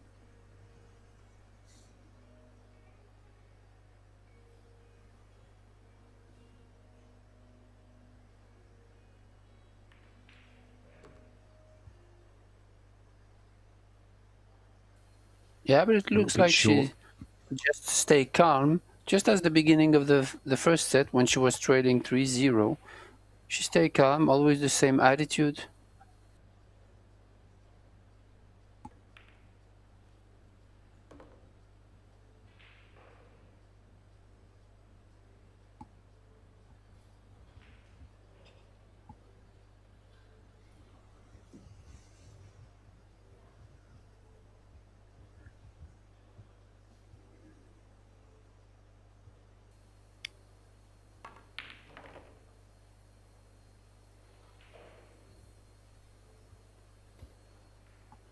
Confidently done. I'd just like to see her stay down just that little bit, Ben, on the shots. She has got a tendency to rise up slightly sometimes. You took the word out of my mouth, Mark. And it's always on big shots, like when she has to deliver the stroke, she maybe she thinks, her brain thinks that she needs body movement to put some power in it. But the reality is that you really want only your arm to go through the shot and really stay down on the shot to deliver maximum power. So maybe this is something to work on for her.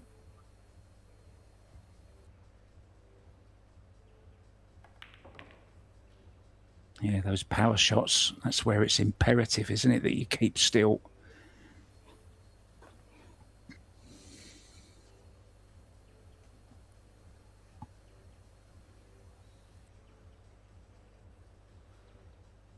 10 for 2-0. It's going to be 2-0. Rublin Armit is in a bit of this young lady gaining confidence with every stroke. And I'm sure the Americans watching back home will be screaming at their screens. Let's go. I know I'm getting plenty of messages on my phone as well at the moment from Americans who are saying, let's go, Sophia. And she's doing exactly that.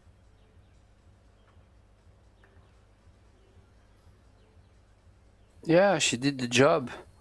I mean, from the beginning, she was trailing and having trouble with a couple of early misses, but she stayed there, solid, patient, and now she has an edge in this match. She's leading and she's playing good.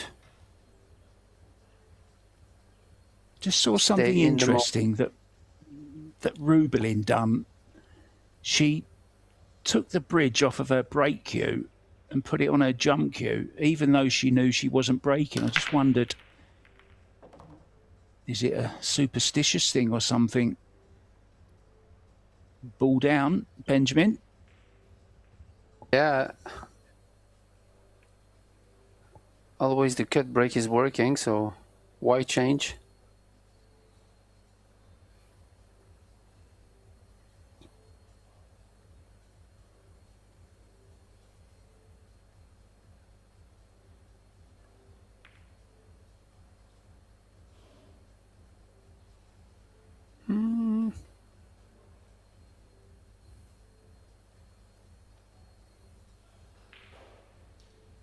Maybe a small jump is available here, Mark. I don't know.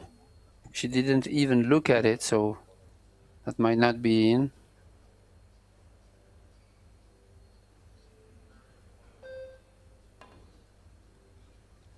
The jump cue's out of action because she's put the bridge head on it.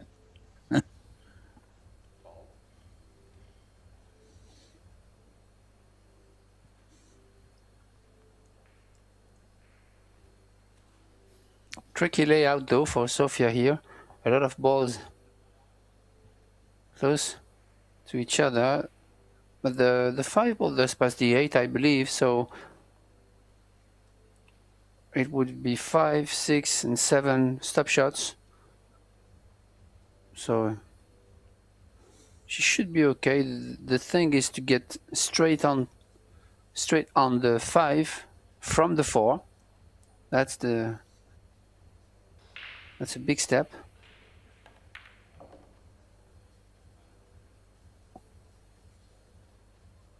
Well, not much angle. Could go forwards, I think, if she wanted. Could also draw stun out of it. I think she'll prefer to draw. Yeah, the stun draw is a good shot there, but it's tough because you really want to be accurate on the impact to go to the rail and stun off the rail. Now she's gonna take a longer 5 with a little bit of angle, but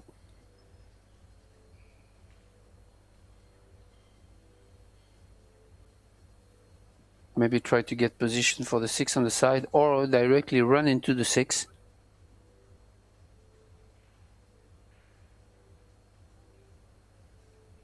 I like that idea. Go into the 6. Good shot. Oh, she came across it. What a shot she's played there. That's a beauty. Well, she's really feeling it now. And this is to get on the hill and guarantee herself at least, the very least, a shootout. Not that she'll want that. She'll want to get the job done.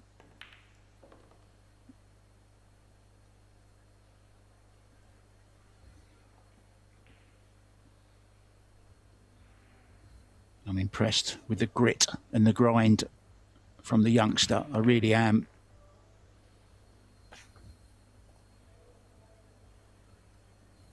Think back to that opening set. She couldn't make a ball, Benjamin. Yeah, but this is mental. You know, I was saying that she keeps her head with her.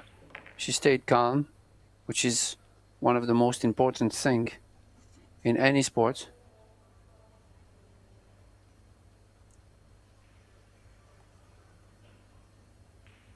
It's not the end of the line, though, for the loser of this, of course. Double elimination. This is winner's qualification.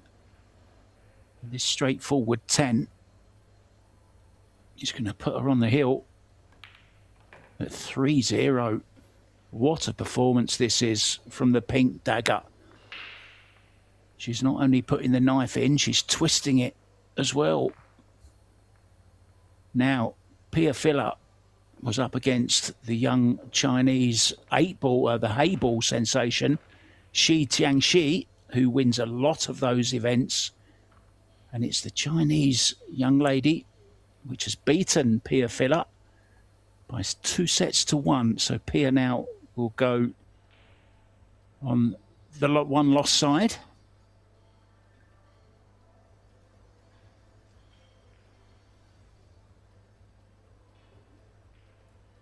Well, how about this for a result as well, Benjamin? Yuki Hiraguchi has beaten Xia Liu in straight sets, 2-0. So Liu on the loser's side as well. There's some big names going by the wayside to the loser's side. Oh, unlucky not to make the 1 ball, and the 2 ball went close. What have we got, Benjamin? Yeah. Open shot for Rubelin, and yeah, she really almost made the 1 and the 2.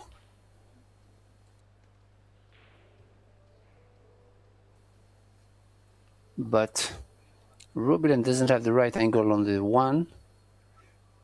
That's going to send her up table, and I don't know if she can manufacture something. Yeah, to catch this line, that's perfect. This is really great. This is really good position play with the lines from Rubelin here. Now you can see determination in his eyes, but it happens often automatically when you are trailing big, and that's this is much more difficult to have it and to reproduce it when you are leading or when you are struggling.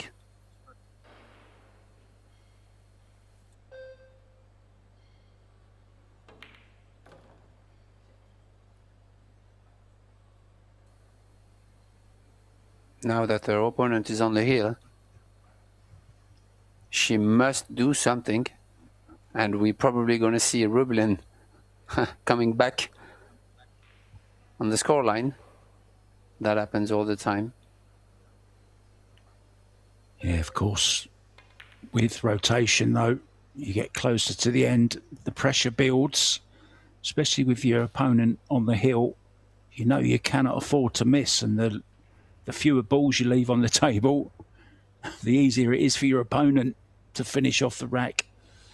It's a strange game, rotation. It's not like snooker where you build points up and build up a lead. The more balls you put, the more favourite you are. It's the opposite. In rotation, has she hit this hard enough? Yes, she has, but look at the cue ball. Well, it's the second time she's done that. Yeah, and this is really ugly cueing to make such a difficult 6-ball. So yeah, this is really tough. This is trouble.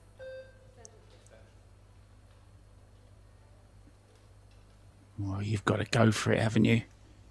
I mean, when you're over the ball like this, whatever shot you play is difficult. So you might as well go for it. What a great shot from Rubelin Armet.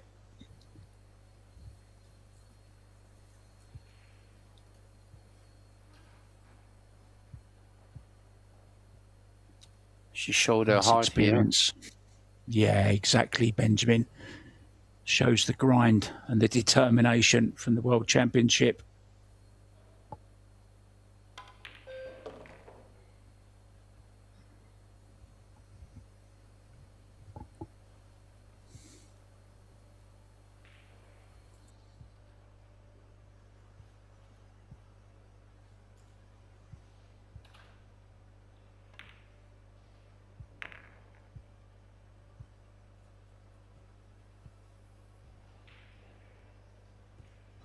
Well, it looks like Sophia's going to have to wait.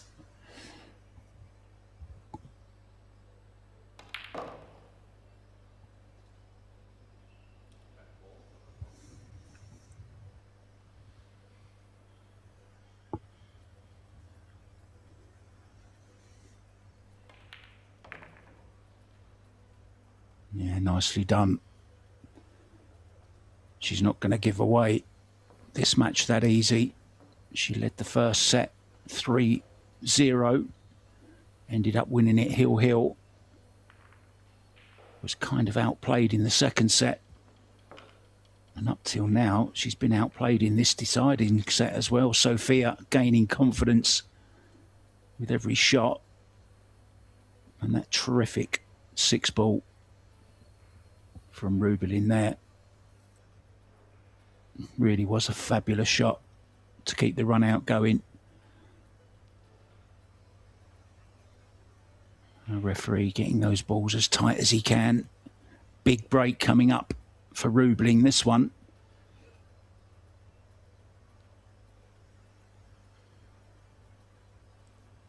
Just had a nice message from Darren Appleton, former multiple world champion. Good to hear from you, Darren. Just checking up on me to see if I'm all right. I'm fine, thank you, mate.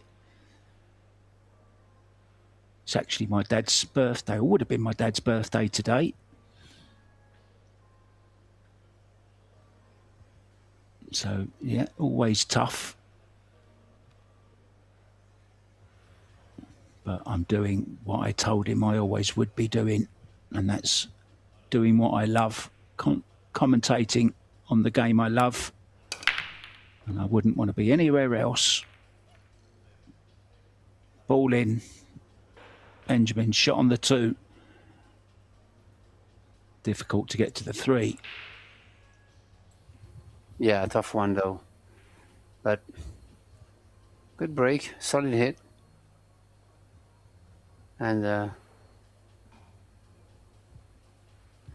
really tough to get to the 3 there. Yeah, but maybe just make it and try to play some kind of safety out of the 3. The 6 and 7 are really locked, so we're going to see safety battles here, back and forth. Oh, great shot there, great stroke.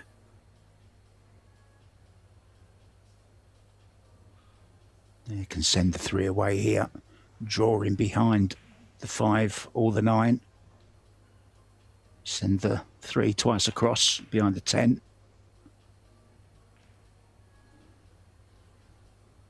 Oh, that will do nicely.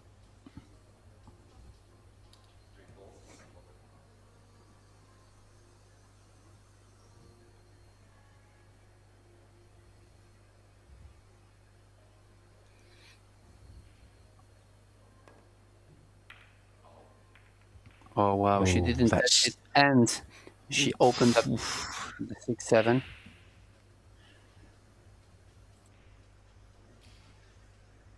Yeah, that escape went about as bad as it possibly could have done.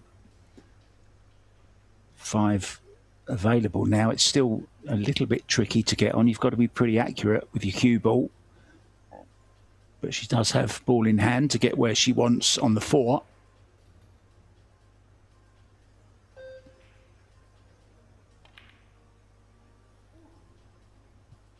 Well, when was the last time Rubelin Aramith missed with ball in hand? I bet it's been a while. And that shows you how this game can drive you crazy.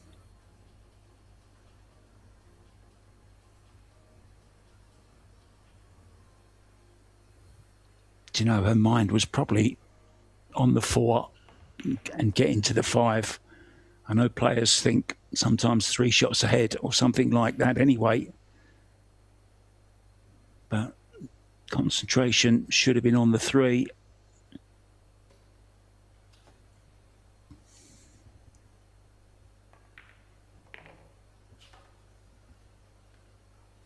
Good shot just there. To go a bit.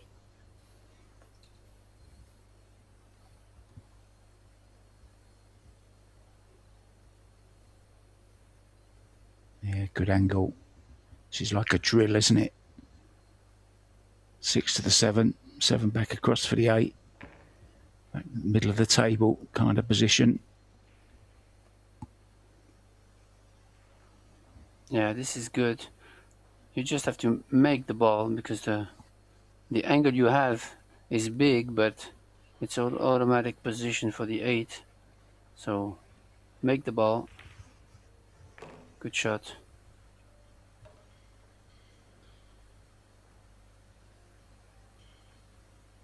Maybe a little bit of an awkward queuing above the 9 here, but should be okay. She just breathing, go around the table, take her time, taking her extension. Yeah, so focused. She's in almost in a cocoon-like state.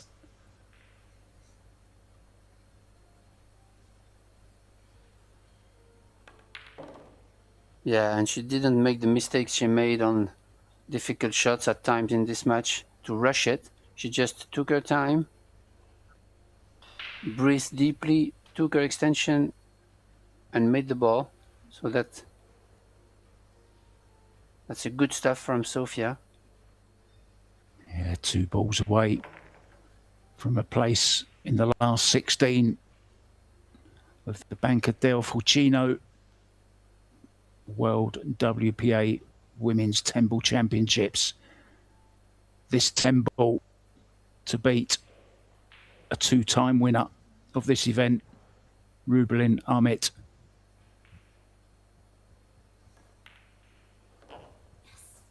Well, she's stuck with it, and that's exactly how much it means to her. Look at that, the emotion showing now. I'm sure she can't believe she's beaten her, although she does, of course, believe in herself. She's all smiles now. She's like a different person. Well, what a fantastic victory for Sophia Mast. You'd think she'd won it. That's what it means to her. Thank you so much to Benjamin Belhassan. I'm Mark White. We're back with some doubles action for you. That's coming next on Pro Billiard TV. From me, Mark White, thank you so much for joining us. We'll see you on the next one. Ta-da.